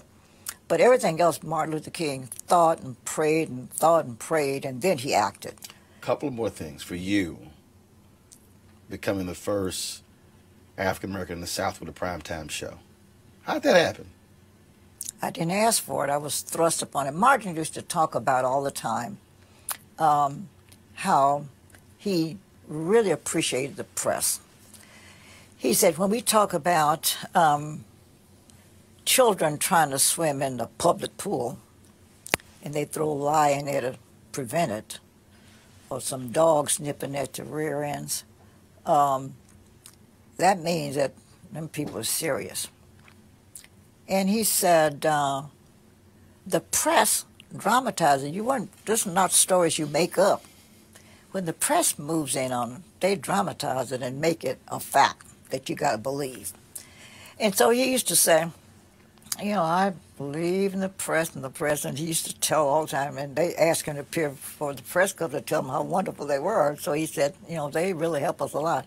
I said, Martin, I don't happen to agree that the press is all that great. And my good friend was Ralph McGill, who was the publisher of the Atlanta Constitution. And Mr. McGill played funny games like this. He would accept an engagement, and then he'd back out and said, oh, I'm sorry, at the last minute I can't come, but I'll send my representative, and I'd be the representative. He said he liked the way I handle race relations, that he said I would teach a lesson without preaching a sermon, which I thought was a great compliment to me. You teach a lesson without preaching a sermon. So now this particular engagement Mr. McGill had was before religious press people. And so he sent me, I was the substitute. And I said, well, you know, Dr. King really praises members of the press. I mean, he loves the media. I don't happen to agree with him on this issue. And I said, and the reason I don't is, I said, I can't find any sensibility in this picture. Television station gets a word that they're denying some black kids or whatever the problem is over here. Got a shutout going on. They can't move here, they can't swim there. So now the white assignment editor gives the story to a white reporter who carries his white cameraman with him, and they go to the scene of the shutout. They get the footage and bring it back to a lily white processor, who gives it to a lily white writer, who gives it to a lily white editor, who gives it now to a lily white anchor, and they come on and said, oh, isn't this awful? And I said, I don't see the difference. It's shut out over here, it's shut out over there. And that was my speech.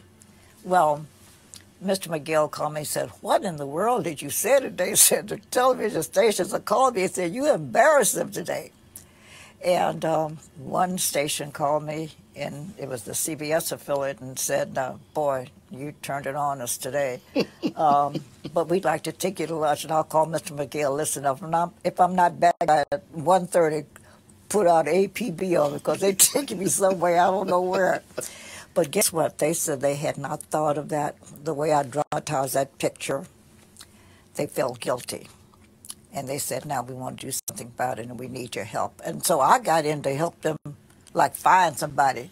But they decided that I was one they wanted because I had already credibility and so forth. And they just said, we want you to help change the look of our station.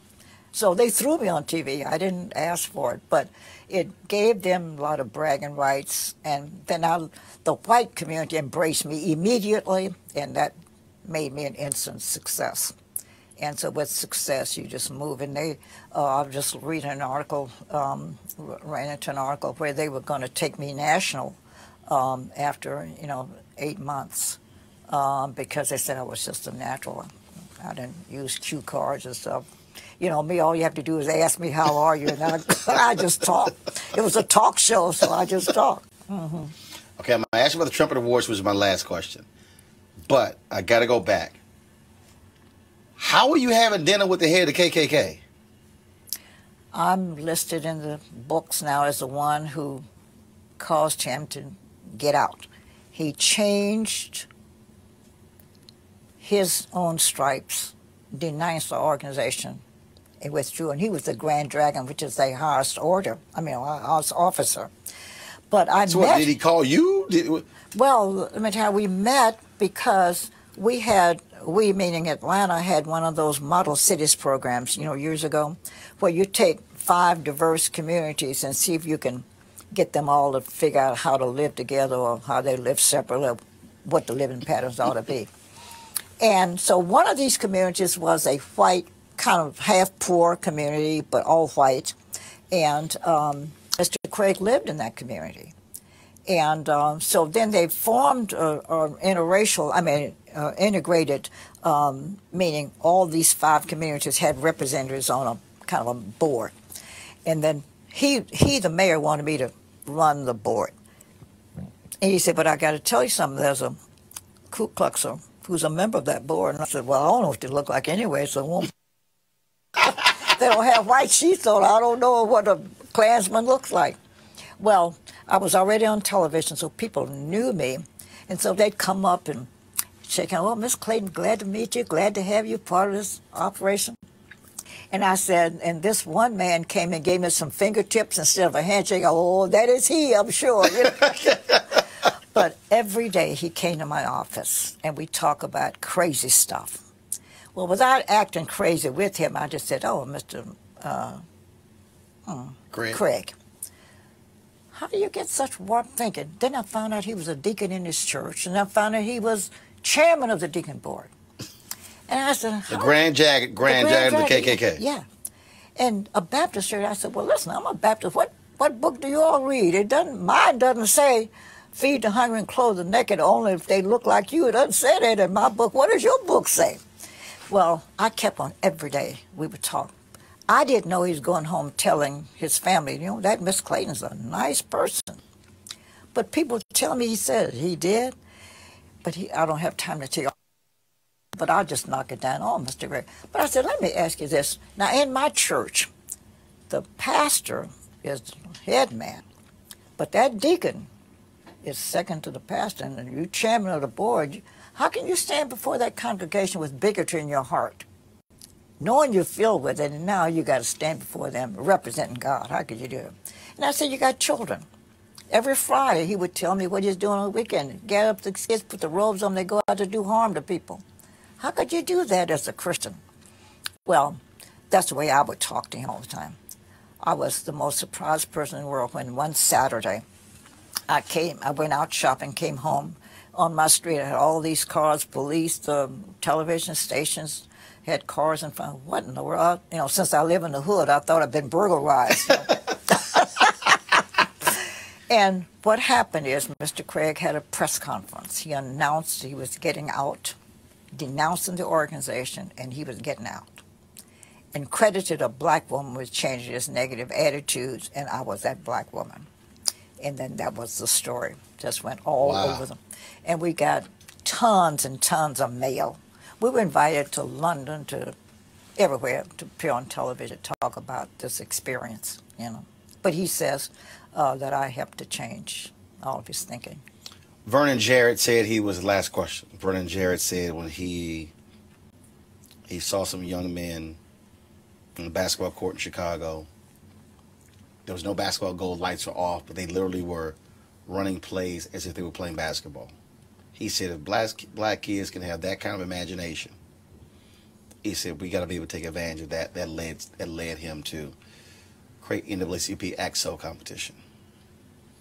What led you to say we got to have the Trumpet Awards?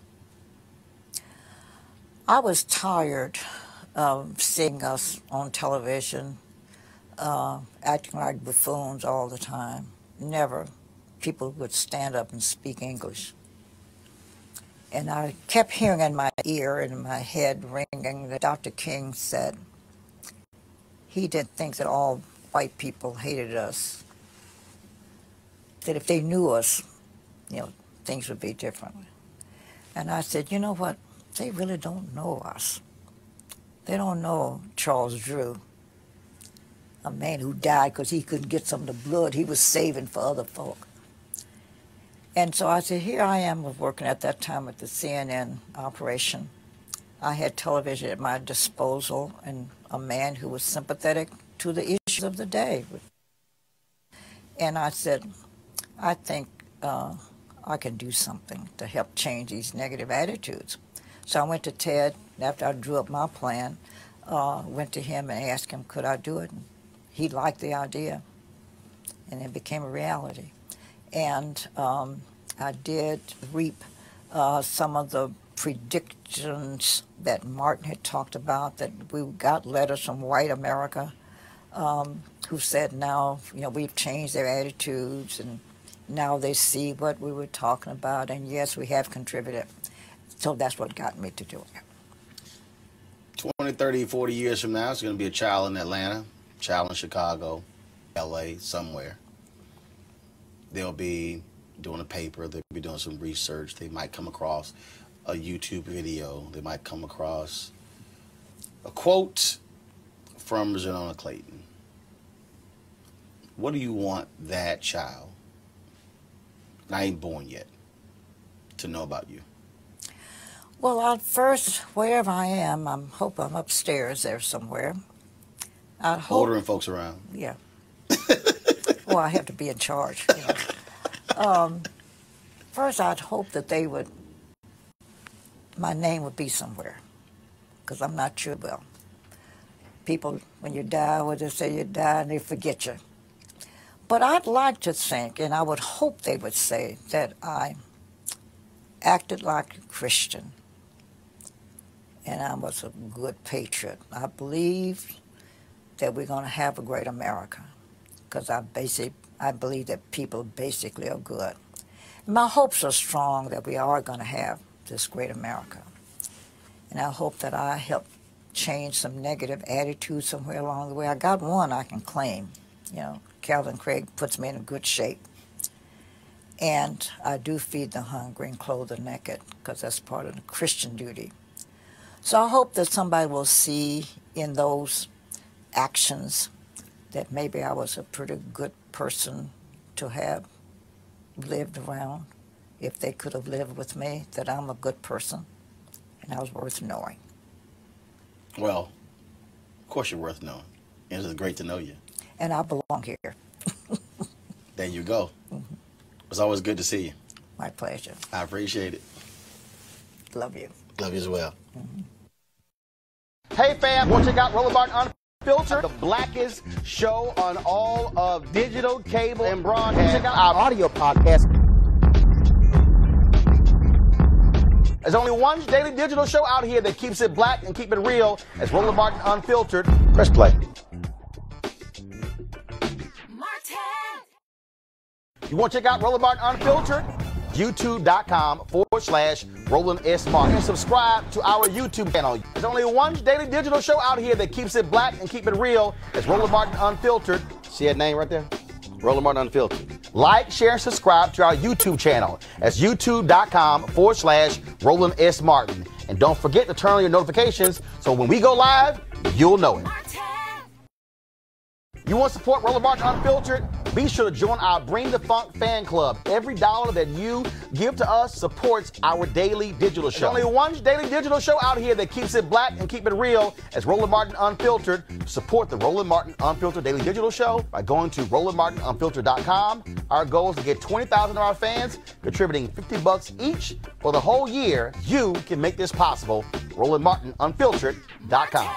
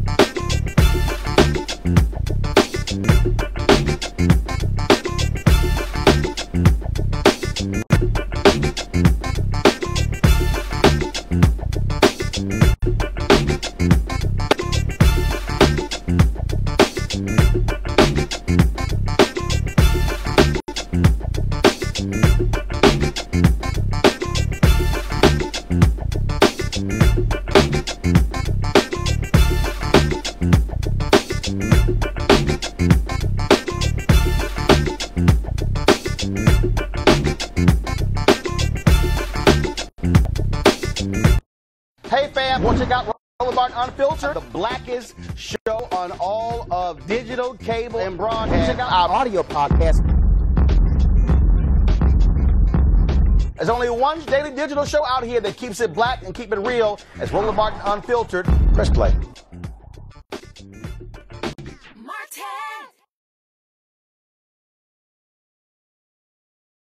You want to support Roland Martin Unfiltered? Be sure to join our Bring the Funk fan club. Every dollar that you give to us supports our daily digital show. There's only one daily digital show out here that keeps it black and keep it real. It's Roland Martin Unfiltered. Support the Roland Martin Unfiltered daily digital show by going to RolandMartinUnfiltered.com. Our goal is to get 20,000 of our fans contributing $50 each for the whole year. You can make this possible. RolandMartinUnfiltered.com.